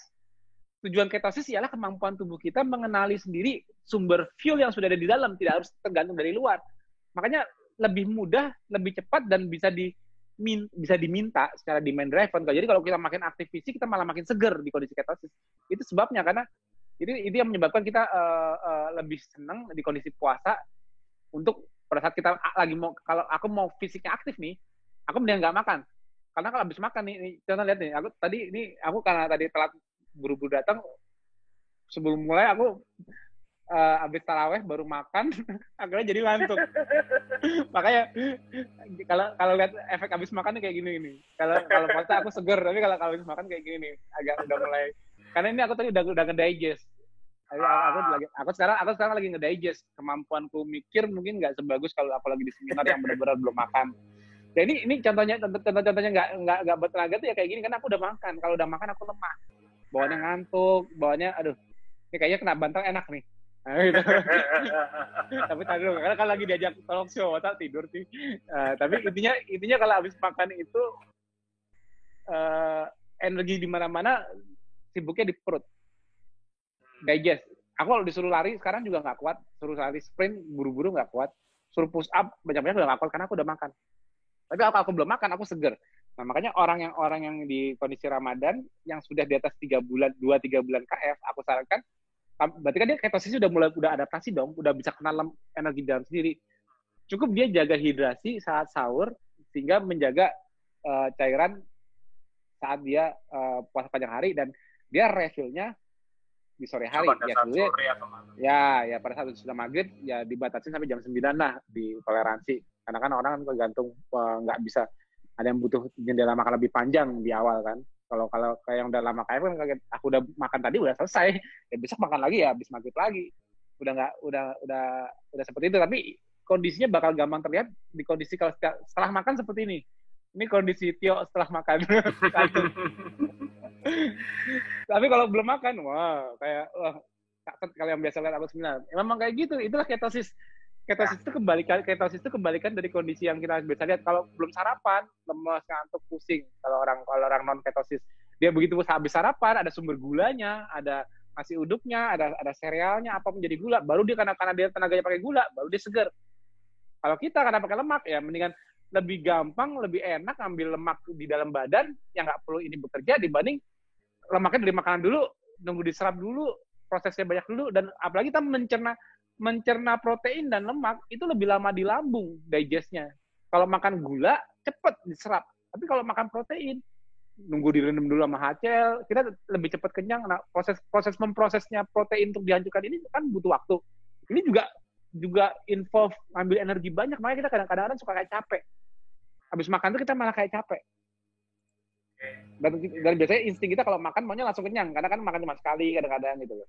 Nah, jadi semakin banyak makannya ya makin capek-capeknya. Jadi kayak aduh udah, makanya orang sistemnya ancestral lifestyle kita itu kalau udah rest ya digest. Jadi makan kita di kondisi kita sudah siap untuk resting, istirahat. Maksudnya paling nyaman tuh ngedigest makanan di kondisi resting, istirahat, diserap sempurna. Kita tidak perlu membagi lagi mencerna makanan, kita mesti lari berburu, nggak ada.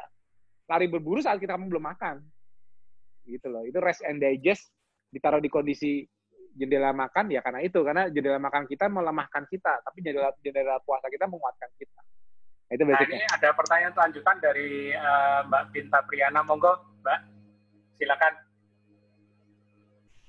Iya. Ya, jadi pada saat puasa itu kan energinya full ya. Berarti kan olahraga maksimalnya dilakukan pada saat puasa ya. Memang masalahnya kan suka fisik.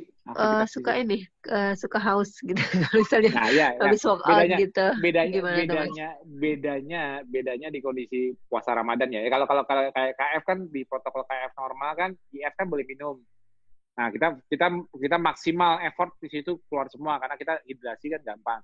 Tapi kalau pada saat puasa Ramadan kan dry fasting jatuhnya. Ya, kita juga tidak boleh aktivitas fisik terlalu tinggi di kondisi masih jauh dari mendekati kita bisa minum. Kita bisa gampang dehidrasi dong. Nah, kayak aku sendiri, aku kemarin banyak yang bilang, "Mas Tio, kenapa sih Mas talk show from home-nya kenapa nggak mulai kayak biasanya ini jam 3.30 sambil nunggu ngabuburit?" Ya, ngabuburitku itu justru malah olahraga.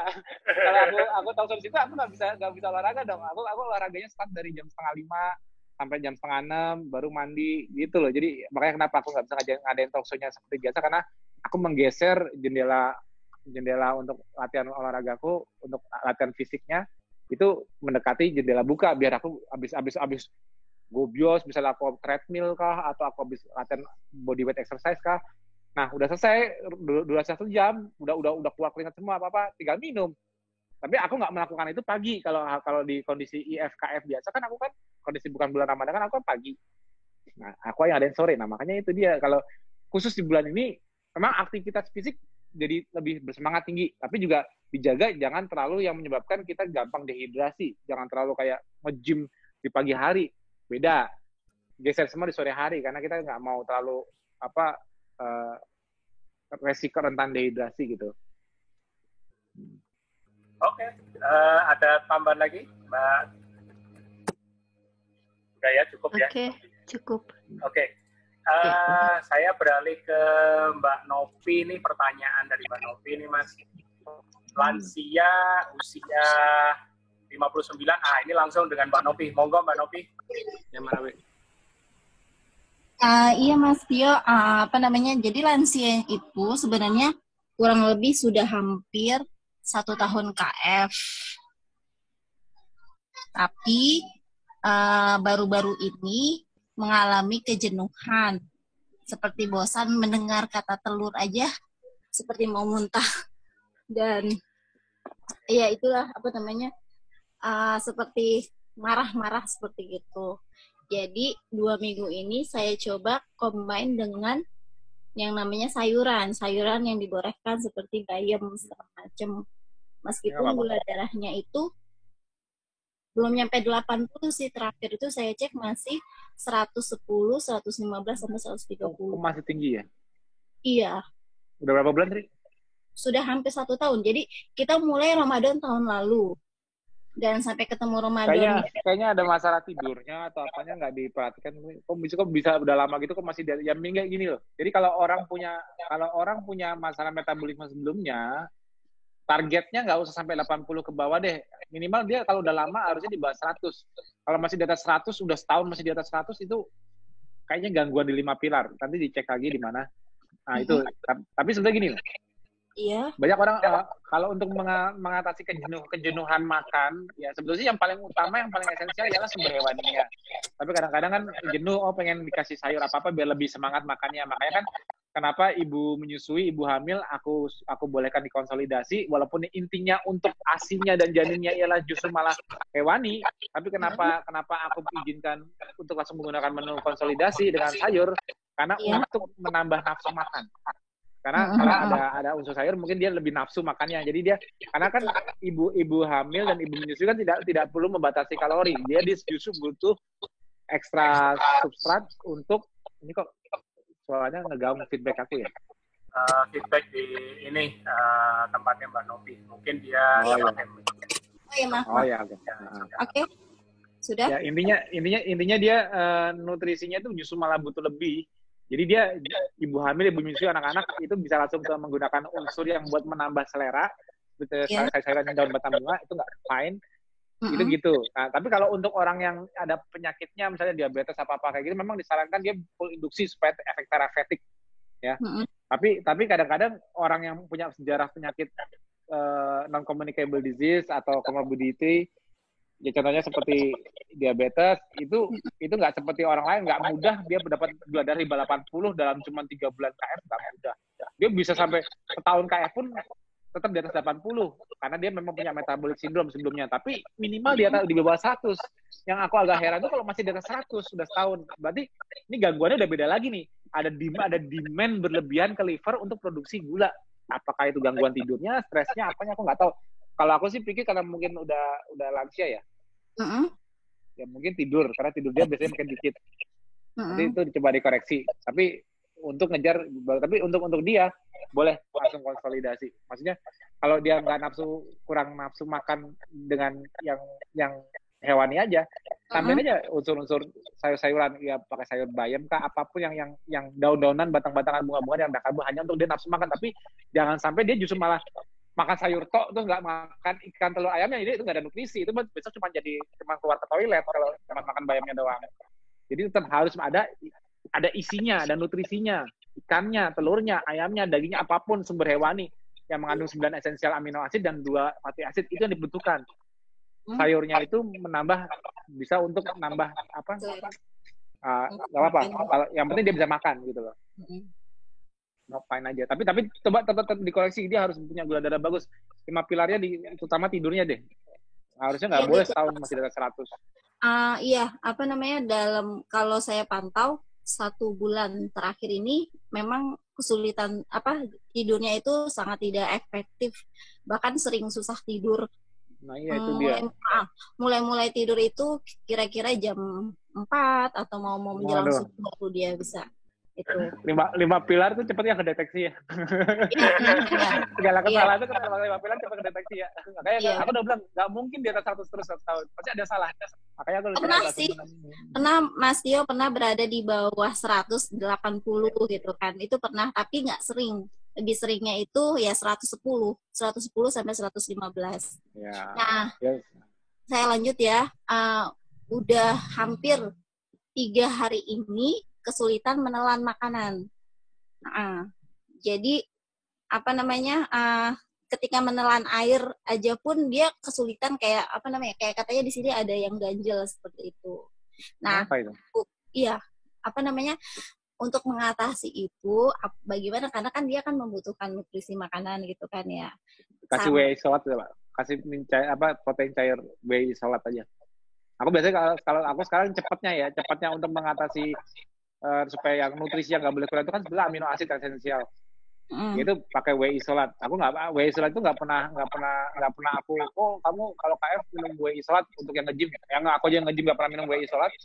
Tapi kalau saat sulit makan, jadi gini, kalau dulu kan zaman dulu aku memperkenalkan KF kan juga banyak suka anak-anak yang ikut. Dulu kan adanya susu kan cuma susu ketokal tuh. Susu ketokal itu yang buat susu keto karena dia paling bahan rasio. Tapi sekarang aku cara mudahnya mau anak-anak sekalipun supaya nggak terlalu costnya nggak berat, whey isolat kan banyak mereknya di luar sana. Cari whey isolat yang benar-benar kalau bisa yang pure, yang nggak ada coklatnya, yang belum dikasih essence, belum dikasih gula, yang benar-benar masih pure whey isolat 90%. Nah itu bisa di mix sendiri, misalnya dengan mix dengan whipped cream atau mix dengan santan untuk bikin rasionya ya, atau whey isolat sendiri pun nggak masalah, yang penting dia dapat sumber amino asidnya. Karena yang dia nggak boleh, yang bikin kurang nutrisi itu kalau amino asidnya drop. Nah itu jadi dia kalau lagi susah makan bantu itu dulu. Itu bisa. Itu biasanya kalau yang lagi sakit atau ada masalah lambung yang harus masuk makanan cair atau NGT lewat NGT, aku biasanya whey isolat. Kalau untuk wajib sholat itu berapa lama untuk diperbolehkannya ya? Untuk apakah sampai nafsu makannya kembali? Iyalah, gitu. iyalah kalau nanti dia kurang nutrisi. Ya kan itu pengganti makan saat dia masih belum bisa makan, tapi pastikan jalur detox dia lancar. Takutnya dia punya masalah di lambungnya ada, pastikan BAB-nya lancar. Ya coba gini deh, untuk mempercepat proses healingnya bantu IH deh.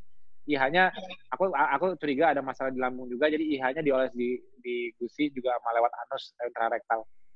Ternyata masalahnya memang di situ. Diolesnya itu berapa jam sekali atau sesering mungkin ya Pak? Enggak, jangan dong. IH itu bagaimanapun juga basicnya kan madu, itu kan karbo. Ya kalau yang di intrarektal atau intravaginal itu oke lah, fine, itu jalur mukosa lain. Tapi kalau yang di ini kan jatuhnya telan. Jadi kalau yang lewat mulut itu di jarak per 3-4 jam tuh paling cepat. Karena kalau kebanyakan juga kan jatuhnya karbo juga dong. Harus di jarak. Jadi, karena fungsi IH itu kan bukan untuk mencari madunya, mencari respon imun yang muncul di mukosa akibat ditantang oleh efek dari IH itu kan menantang imunnya kayak bangun di jalur mukosa. Sebetulnya cuma nyari itu, cuman jadi kontraindikasi kalau kebanyakan. Kenapa? Karena kita kan maunya tetap ketosis, jadi jangan kebanyakan juga. Jadi di jarak 3-4 jam, maksimum setengah sendok teh gitu aja. Kalau yang lewat oral ya, kalau lewat intrarektal bisa per 3-4 jam atau 2-3 kali cukup. Coba bantu itu dulu, ntar lihat hasilnya gimana. Nanti bisa dilanjut sambil ini ya. Kita memberi kesempatan yang lain juga. Thank you Mbak Novi. Terima kasih. Ya.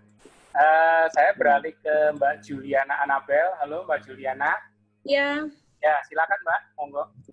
Ya, ini pengalaman saya sih tahun lalu. Saya masih coba buat keto baru, ya beginner lah bisa dibilang gitu ya. Nah, itu ketika saya coba untuk pertama kali itu, setelah sebulan itu saya itu mengalami pendarahan yang hebat di dalam menstruasinya. Seperti itu. Kurang lebih bisa sampai 1 bulan lebih. Dan itu hebat sekali ya, nggak kayak biasa seperti itu. Nah, kemudian saya berhentikan karena saya trauma, jujur. Saya trauma, saya tanya sama dokter, dan dokter bilang ya coba dihentikan aja itu. Ya benar, berhenti. Gitu, menstruasinya berhenti. Kemudian saya masih tetap tertarik nih dengan keto seperti itu. Saya coba lagi, dan ternyata hal itu terjadi lagi, gitu kan. Nah itu sampai tahun lalu itu memang saya akhirnya jadinya trauma karena memang kejadian itu tuh bikin saya ya capek sendiri, takut sendiri, ada apa dengan diri saya sampai seperti itu. Padahal teman-teman yang lain kok normal-normal aja.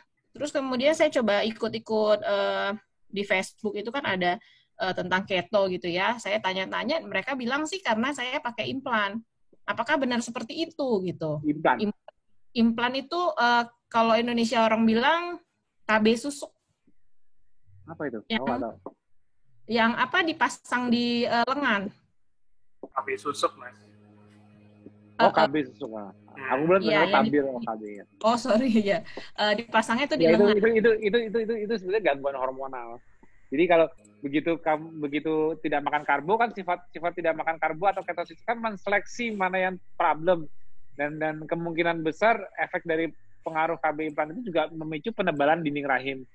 Jadi penebalan dinding rahim itu dihancurkan semua pada saat mens, jadi kayak banyak kayak gitu.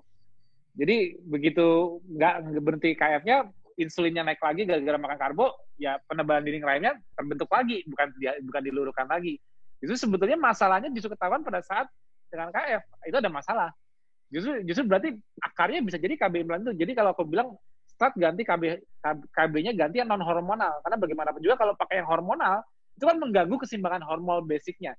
KB itu kan mengakali gimana supaya tidak hamil, tapi kan yang nggak bagus itu kalau mengakali hormonnya. Mengakali itu kan di luar keseimbangan normal, ngerti nggak? Iya, iya. Nah, tahu nggak? Ini aku nggak mau nakutin. Tahu nggak rata-rata orang bisa kena kanker di seputar rahim dan sebagainya kenapa? Karena gangguan hormon. Entah itu karena KB atau sebagainya. Pokoknya basic orang bisa kena kayak kanker rahim, payudara. Itu juga salah satu faktornya tidak apa? Ketidakseimbangan hormon, terutama hormon wanita. Pria pun kalau hormonnya terganggu, kena prostat, kena kanker juga. Jadi saranku ya, yang natural aja. Jangan pakai modifikasi hormon apapun, karena tubuh itu keseimbangan hormonnya itu udah fix, jangan diganggu gugat, fix. Justru pada saat ketosis, tubuh mencari kenormalan, ketahuan nggak normal di mana, dan justru yang gejala pas mau dinormalin malah menakutkan, pengennya nggak ada gejala. nggak ada gejala, tapi kalau itu jadi bom waktu gimana? Katanya. Berani nggak? Berani nggak non keto pakai itu terus, kita lihat nanti berapa tahun ke depan. Ada efek nggak kemana-mana dari ngakalin hormon itu? Itu aja. Oke. Maka aku nggak pernah Jadi nyaranin. bisa dibilang kalaupun saya masih pakai KB ini, kita terus kemudian saya lakukan keto lagi, hal itu akan terjadi lagi, bisa dibilang Jadi gitu lagi ya? karena masih ada modifikasi hormon yang aku bilang ganti hormon yang ganti yang non hormonal, konsultasi dengan dokternya, saya mau cari yang non hormonal aja dok, yang nggak ganggu keseimbangan hormon saya. Terus udah ikut KF. Nah pada saat KF udah nggak pakai itu, tetap KF masih ada lagi, berarti pada masih ada lagi KF itu membersihkan penebalan dinding lain sebelumnya, dibersihin dulu. Kalau itu nggak dibersihin, nggak dibuang, malah jadi problem nanti loh. Penebalan dinding rahim emang dikiranya bagus. Nggak bagus. Itu kan berarti mesnya banyak itu kan karena mengikis sesuatu yang berlebihan tadinya karena efek hormonalnya. Ya biarkan terjadi sampai dia bersih lagi. Ya tapi juga dipantau, jangan sampai pada saat pengikisan itu ada arteri yang terbuka atau misalnya dipantau juga agar HB tidak drop saat lagi terjadi pembersihan. Bisa dibantu IH 2 jalur misalnya dengan intravaginal juga. Tapi intinya saat tubuh menseleksi apa yang salah apa yang salah sebelumnya dan dibuang lewat healing crisisnya itu, jangan malah takut. Karena itu mencegah sesuatu yang nantinya kalau dibiarkan jadi bom waktu. Mendingan muncul secara temporary seperti itu, tapi nanti akhirnya clear, lebih baik, lebih sehat dibanding dibiarkan nggak mau ada gejala, tapi suatu hari, boom. Itu cuma pesanku doang. Oke. Makasih. Nah, dikonsultasi sama dokternya ya.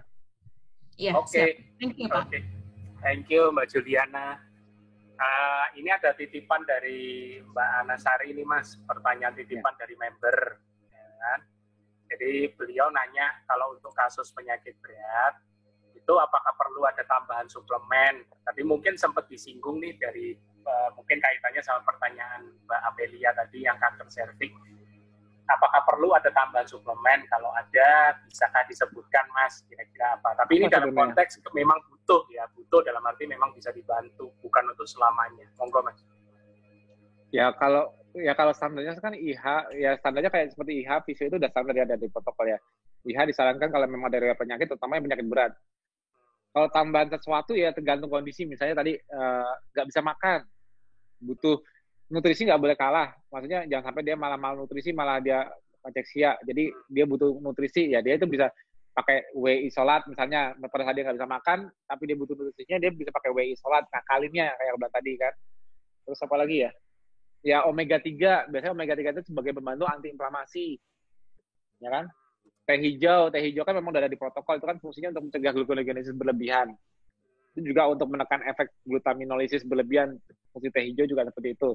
Tapi itu kan sudah ada di protokol, apalagi ya suplemen. Ya, paling omega 3, apalagi ya? Ya paling kalau lagi ada kondisi tertentu yang membuat dia rentan dehidrasi, misalnya gitu, inflamasi tinggi, sedang ada gejala, ngeradang apapun, itu kan juga konsum menyebabkan resiko dehidrasi. Ya bisa dibantu Pocarion water, diminum sedikit, tapi Pocarion water diminumnya pada saat ada gejala aja, karena bagaimanapun juga dia masih ada karbonya 9 gram. Itu kita harusnya komplain tuh, kenapa sih nggak bisa dibikin 0 aja? Kalau di Jepang aja 0 kok. Aku juga suka kesel. Makanya karena masih ada 9 gram itu, makanya aku cuma ngizininnya pada saat ada gejala. Kalau nggak ada gejala nggak usah, karena masih mendingan Ponari atau apa buat jaga saat apa gitu buat jaga. Tapi memang kalau diakuin kalau pakai Pocari lebih cepat membalikan dia elektrolitnya, memang lebih cepat dibanding pakai yang lain. Makanya aku tetap menyarankan itu kalau lagi ada gejala. Nah itu bisa itu juga mungkin dibilangnya suplemen juga salah satu membantu pada saat kondisi dibutuhkan. Terus apa lagi? Aku belum tahu. Aku kalau mungkin untuk membantu tidur, kalau ada yang punya suplemen yang bisa bantu tidur, mau dicoba monggo. Aku orangnya soalnya jarang browsing, jarang itu. Aku selalu melihatnya 5 pilar kembali. Kalau mau ditambahkan ya yang aku kepikiran kayak tadi kayak whey isolat, Pocari omega 3 yang masih normal-normal aja. Tapi kalau memang ada yang bisa ditambahkan untuk membantu, fine aja, mau pakai multivitamin apa sih nggak pernah ngelarang selama nggak contrary dengan ketosisnya. Jangan memasakkan sesuatu yang tinggi karbo dimasukkan, karena menganggap itu memiliki kandungan apa yang bisa membantu penyakit dia, tapi malah membatalkan ketosisnya yang diharapkan dari awal sebagai jalur utamanya gitu loh. Malah nggak asal jangan ini. Tapi kalau apapun suplemen yang mau dianjurkan, aku bilang monggo aja. Maksudnya nggak usah nunggu aku nyari searching gitu loh. Kalau mau searching sendiri boleh, tapi juga jangan terlalu berlebihan. Tetap fokus di lifestyle utamanya sebagai untuk cara menurunkan gula darahnya. Kalau untuk penyakit berat seperti cancer kan dia harus gejalanya di gula darah. Memperbaiki berarti beberapa termasuk faktor lain. kalau mineral itu berarti juga termasuk ya Mas ya, seperti kalmak, zinc atau itu juga boleh. Ya boleh, itu boleh kalau misalnya ada yang butuh kalmak, apapun yang tidak untuk bantu gitu loh, untuk membantu secara eksogenus yang tidak kontrari dengan KF. Aku pernah ngelarang apa sih? Nggak pernah larang apa-apa, tapi juga nggak pernah mewajibkan apa-apa loh ya. Jadi nggak mungkin kadang warrior ini ada yang pakai ini ya fine aja, warrior itu ada yang pakai itu fine aja. Asal intinya sama, intinya semua merasa lebih sehat, membaik dengan ikhtiar mereka, dengan basic 5 pilar KF dijalankan, mau tambahin apapun itu yang tidak mengganggu gugat. Nah, aku orang nggak pernah larang sesuatu yang nggak perlu dilarang kok. Tapi boleh kalau masalah bisa buat masukan ke orang lain juga boleh, tapi dia nggak melakukan pun juga. Jadi efek di luar 5 pilar itu kan sifatnya opsional semua berarti kan, gitu loh. Nggak masalah kalau bisa membantu, bantu. Ya aku juga ngasih masukan dari ilmu yang aku tahu, misalnya whey isolat, dengan Pocari, dengan itu kan dari aku yang tahu. Mungkin ada yang lebih tahu lagi, yang tahu suplemen apa ya boleh aja gitu, tapi itu sifatnya opsional. Oke. Mas, ini pertanyaan berikut dengan Mas Manorsa Tambunan. Halo Mas Mano. Halo Mas. Ya, raise hand ini. Malam Mas. Ya, monggo. Oke, terima kasih Mas Bobi. Ya. Ini saya mau melanjuti percakapan saya sebenarnya dengan Mas Bobi, tapi pengen dengar dari Mas Tio juga supaya lebih tebal lah ini pengetahuan. Halo Mas Mano, menghilang. Mas Mano menghilang. Oke, sambil menunggu beliau join, pertanyaan berikutnya dari Mbak Farida Isom. Ya. Ini kaitannya sama tidur nih Mas, pilar kedua. Kan kita nggak boleh lebih larut daripada jam 10 malam. Tapi kenyataannya larut terus nih, habis subuh malah baru bisa tidur. Ini gimana, masa sih? Mas? Aku aja habis makannya kayak gini nih ngantuk nih. Sebentar, sama Mbak Farida Isom ya. Mbak Farida, monggo. Monggo Mbak Farida. Halo. Ya, Mbak. Silakan, Mbak. Jelas suaranya? Iya Mas, jadi ya bingung juga, sedangkan kan harus menjaga 5 pilar gitu. Makanya karena tidur juga nggak bagus, berarti kan 5 pilar nggak kepegang. Nah makanya selama masa lockdown ini sampai saya tidak berani keluar karena 5 pilar nggak, bahkan keluar pagi yang nggak. Nah itu solusinya apa? Katanya enggak. Kenapa kok apa sih membuat aku kadang-kadang juga bingung sama orang pada susah tidur itu kenapa? Nah, maksudnya Mbak, masalahnya apa? Karena kurang aktif fisik, karena di rumah terus jadinya tidurnya jadi agak susah ya? Mungkin karena itu ya? Banyak juga nih yang sejak lockdown ini, soalnya banyak yang ngeluh susah tidur juga. Aku juga heran kenapa. Padahal kan kita di rumah, ya kalau aku sih, tebakan pertama aku sih memang karena mereka lebih nggak aktif fisik, jadi tenaganya mungkin masih ada, jadi mereka tidurnya itu. Kalau makanya tuh harusnya di grup juga udah mulai banyak yang ngeposting ini nih, latihan di beban di rumah dengan body weight exercise atau apa, pokoknya buat supaya fisik tetap aktif walaupun di rumah. Karena memang jujur kalau kita nggak terlalu aktif fisik, memang bisa jadi itu salah satu penyebab kita susah tidur. Karena gini, gimana sih, kalau kita benar-benar aktif fisik capek, itu tidur tuh gampang banget. Masalahnya kita kalau cuman banyak duduk, nggak apa-ngapain, yang cuman kelihatannya enteng gitu, saya gini, seharian kayak cuman masak habis itu duduk nonton TV lagi. Memang tuh jadi nggak banyak energi yang keluar. Memang kadang-kadang salah satu penyebab jadi susah tidur. Jadi kalau kita bisa cari momen di mana 1 jam kita meletihkan diri kita di sore hari, kalau kondisi Ramadan di sore hari ya, meletihkan tubuhnya dibikin capek karena kita olahraga di rumah, ya kan? Itu pasti tidurnya enak banget deh. Orang abis, ya memang abis itu seger. Abis jam 5 itu aku juga tadi sore seger. Tapi abis makan tadi nih langsung begitu udah mulai ngedigest. Kalau makan kan sekali tapi kan kenyang. Kenyang dah. Nah, di sini kalau aku udah ngantuk. Nah, ini aku ini udah mulai ini tidur juga les. Enak nih tidur karena ototku masih sakit-sakit tadi latihan dada. Terus aku juga abis makan kenyang. Ini tidur langsung nempel bantal les. Makanya kadang-kadang suka bingung dengan orang yang susah tidur. Tapi aku memang nggak bisa ngasih solusi ke semua masalah tidur orang-orang. Kalau solusiku selalu muter-muter di manajemen stres. Jadi di luar 5 pilar itu kan yang pertama kan pembatasan jendela makan. terus tidak makan karbohidrat. Ini 2. Tapi kan yang paling penting dilihat itu ya kan manajemen stres, tidur, dan olahraga. Tapi 3-3 ini saling kontribusi gini. Orang jarang olahraga, susah tidur. Orang aktif olahraga, tidurnya bagus. Orang banyak stres, susah tidur. Orang olahraga, rendah stres, tidur bagus. Jadi kayak 3 ini koneksi semua. Jadi aku banyak pikiran, masalah psikosomatis, gak bisa tidur apa-apa. Tapi begitu dia olahraga, stresnya rendah. Oh, aku kurang tidur, gini-gini. Jadi gampang stres, jadi gampang lapar. Nah, begitu tidurnya bagus.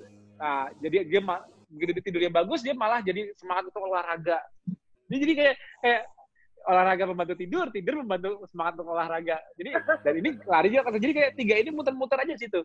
Tapi mungkin kalau warrior lain di grup punya teknik untuk apa gitu untuk membuat tidur nyaman, memfokuskan pikiran, apa ada orang dengan senam apa atau dengan malah aku dengar ada vitamin apa tuh, aku cuma dengar ya katanya ada melatonin.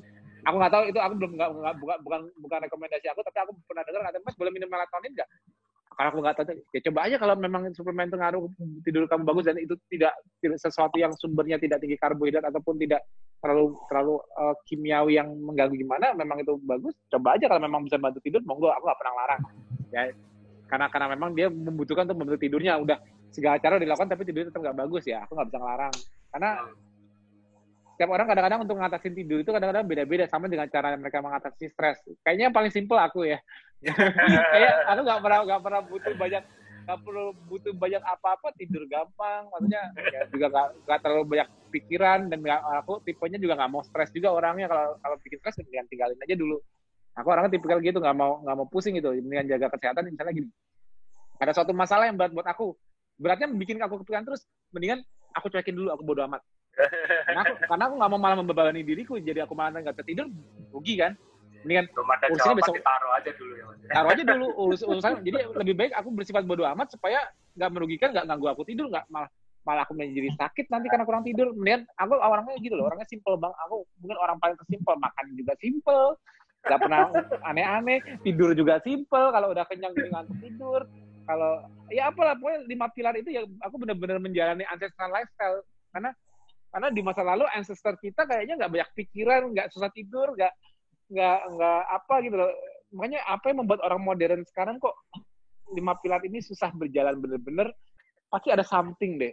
Ada something gangguannya di mana. Dan itu memang PR kita bersama selama menjalani KF. Kalau ada yang bisa kasih masukan ke para warrior lain, cara tidur yang bagus gimana kalau memang banyak masalah.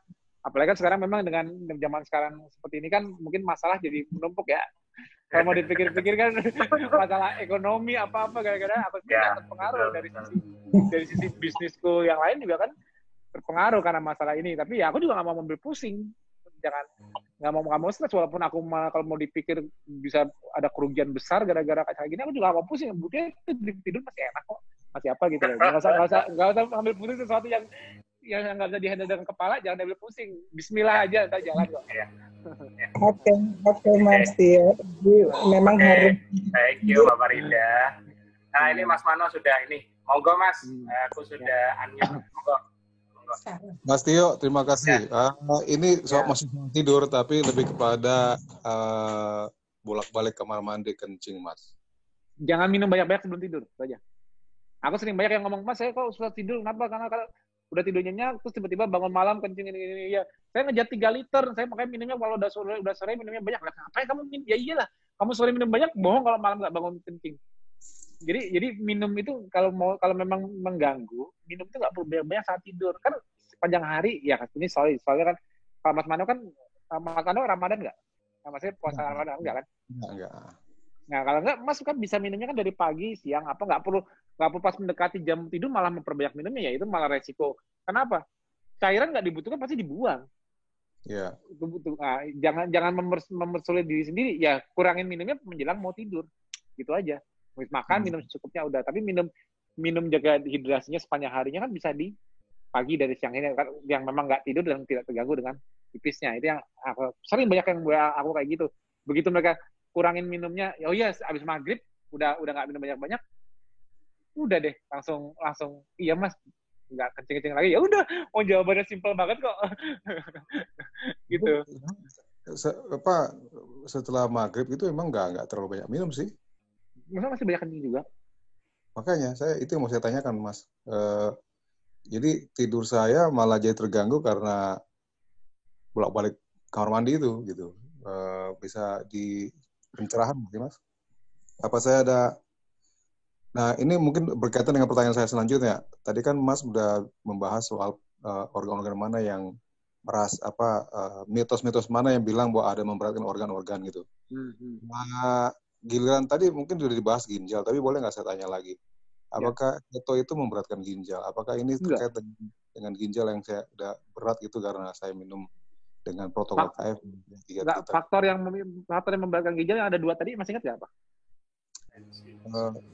Sorry? Masih ingat nggak? Yang memberatkan ginjal tadi, aku kan tadi dengerin aku yang ngomong ginjal, yang merusak ginjal itu ada 2. Yang pertama, yang saringan pakai selang kalau tekanannya tinggi, atau saringannya rusak karena oxidative stress, ingat nggak? Maaf, tadi saya masuknya udah lewat Mas itu, Mas. Belum. Udah telat. Berarti yang menyebabkan kerusakan ginjal itu ada 2. Tekanan dari darahnya yang menyebabkan di glomerulus rusak. Yang kedua, kerusakan di glomerulus sendiri karena oxidative stress. Nah, mana dari 2 ini yang mempengaruhi ginjal? Itu yang dikoreksi. Kalau banyak pikiran, stres, terus tekanan tinggi, ya itu yang dikoreksi. Kurang tidur, tensi juga tinggi, itu dikoreksi. Ya pokoknya apapun yang untuk menyembuhkan ginjal itu yang dikoreksi bukan masalah makan. Memang makan berapa ekor ayam sehari kok bisa proteinnya kebanyakan? Ya kan? Jadi kalau tahu kebanyakan ya udah makannya cuma 2-3 ekor ayam. Pengaruh nggak? Nggak pengaruh kalau tensinya tinggi, tetap aja rusak ginjalnya. Nggak pengaruh kalau gula darah tinggi, tetap aja rusak ginjalnya. Nggak ada hubungannya dengan makan ikan, telur, ayam. Gini deh, kalau orang masih takut masalah ginjal gara-gara pola makan KF, gini aja. Sebelum KF kamu makan berapa kali sehari? 3 kali sehari, Mas. Kalau pagi makan apa? Makan nasi uduk pakai ayam goreng 1. Oke, dah. Terus kalau siang makan apa? Makan nasi pakai sayur, pakai ikan 1. Oke, dah. Itu protein udah kan? Oke. Kalau malam makan apa? Makan nasi pakai sayur, pakai apa? Sekarang daging stick 1. Dah, oke. Nah, setelah KF semuanya nggak diawakan, ambilin daging stick yang tadi makan malam, ambilin ikan yang makan siang, ambilin ayam yang makan pagi. Udah makan segitu aja tiap hari 1 gitu cukup buat KF tanpa perlu pakai nasi. Dia memasukkan jumlah protein yang sama 3 kali sehari. Ya. Kita makan 3 protein ini dalam 1 waktu sekali makan. Masalah nggak? Masih alasan kelebihan protein nggak? Enggak kan? Iya. Itu makanya kadang-kadang orang selalu berpikir, di KF makannya ikan, telur, ayam, daging gitu protein banyak. Mau sebanyak apa protein yang bisa memberatkan ginjal? Aku tanya sekarang. Itu orang bodybuilding, kalau mau tahu minum proteinnya itu gila-gilaan. Yang nggak dibutuhkan, dia minum sampai berapa susu minum, udah minum susu, masih pakai ini juga. Masalah nggak ginjal mereka? Nggak juga. Nggak pengaruh. Dari penelitiannya, protein tidak terlalu pengaruh ke makanan kalau dalam jumlah tertentu, dan kita nggak bisa terlalu ekses. Kenapa? Karena protein itu susah. Protein itu cepat, protein itu sifatnya itu mengenyangkan lebih cepat. Kenapa? Karena prosesnya untuk diserap itu juga lebih lama di lambung. Nggak habis makan langsung diserap jadi protein, enggak. Nunggu dulu keluar dari lambung karena masih dicerna di sini. Gitu. Justru yang membuat protein itu lebih cepat terserap kalau dia makannya pakai nasi, karena cepat membuka pylori sphincter, langsung cepat diserap. Justru kalau kita benar-benar makan ikan, telur, ayam aja, sangat low glikemik. Kenapa? Karena pelepasan dari lambung itu lama banget. Karena dia direndam, dilepasin dikit baru diserap di usus gitu loh. Jadi kalau yang pada teorinya pada bilang gara-gara makan ikan, telur, ayam, gini aja deh. Semua yang makan masih normal, yang dibilang gizi seimbang, ambilin lauknya di pagi, siang, malam, makan di 1 waktu, selesai. Kalau terlalu takut dengan protein, makan seperti itu. Aku mau lihat kayak apa. Sama aja, aku nggak ngelarang. Yang penting, yang intinya dari KF kan tidak makan nasinya, tidak makan mie-nya, tidak makan rotinya. Lauknya segitu-segitu ya. Kalau takut lauknya, apa gara-gara saya kebanyakan saya jadi kena ginjal? Ya enggak lah. Dan orang makin lama KF bukan makin kelaparan, makin tahan lapar, bukan makin kelaparan, makin sedikit makannya. Jadi nggak usah terlalu jauh mikir ke situ, nanti malah pusing sendiri, Mas. Kebetulan kalau untuk soal asupan makanan, saya sudah meyakini benar bahwa itu adalah membereskan semua yang kemarin saya alami lah gitu ya. Seperti Mas ketahui kan saya kemarin itu kolaps gara-gara hipertensi, dan karena tensi. 2 bulan ini full lagi KF, keadaan saya makin hari makin baik. Nah, Ya, tapi tetap juga harus jaga 5 pilar yang pengaruh mana yang di tensinya harus dikontrol. Tensi malah aku bilang harus selalu dikontrol. iya, betul. Saya rajin itu, Mas.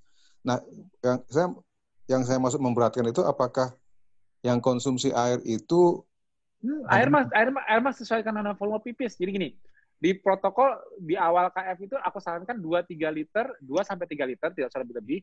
Kenapa? 2-3 liter itu kenapa? Karena orang yang pertama KF, basal insulinnya bisa drop lebih rendah dibanding orang yang sudah lama KF, sehingga dia pipisnya lebih banyak. Gampang lepas cairan. Kalau dia nggak diimbangin minumnya, dia gampang dehidrasi. Makanya aku sarankan minum 2-3 liter. Tapi kalau kayak aku sendiri nih, udah lama KF, aku paling banyak minum sekarang paling 2 liter. Paling banyak nggak pernah sampai berlebihan lagi. Kenapa? Ya kemampuanku menahan cairan jadi lebih bagus. Aku nggak gampang lepas kayak di awal gitu. Jadi minimal minumnya sesuai dengan volume pipis. Jangan pipisnya banyak terus nggak kurang minum, ya dehidrasi. Ya kita tahu takaran minum. Ya misalnya 10 gelas sehari apa takaran kita, jangan lupa minum. Dan satu lagi, jangan tahan pipis. Itu juga merusak gitu. Banyak orang suka nahan pipis. Aku juga heran kenapa banyak orang pipis tahan itu malah suka jadi masalah juga begini. Makanya jangan tahan pipis dan minum minimal, kalau nggak ngitung minumnya, minimal sesuaikan dengan volume pipis. Jadi nggak usah saklek-saklek, aku harus minum ini segini habis. Jadi kan lifestyle aja, nggak usah banyak pusing-pusing. Pokoknya haus minum, tapi jangan lupa minum. Kadang-kadang orang benar-benar lupa minum, bablas. Ada kan seperti itu.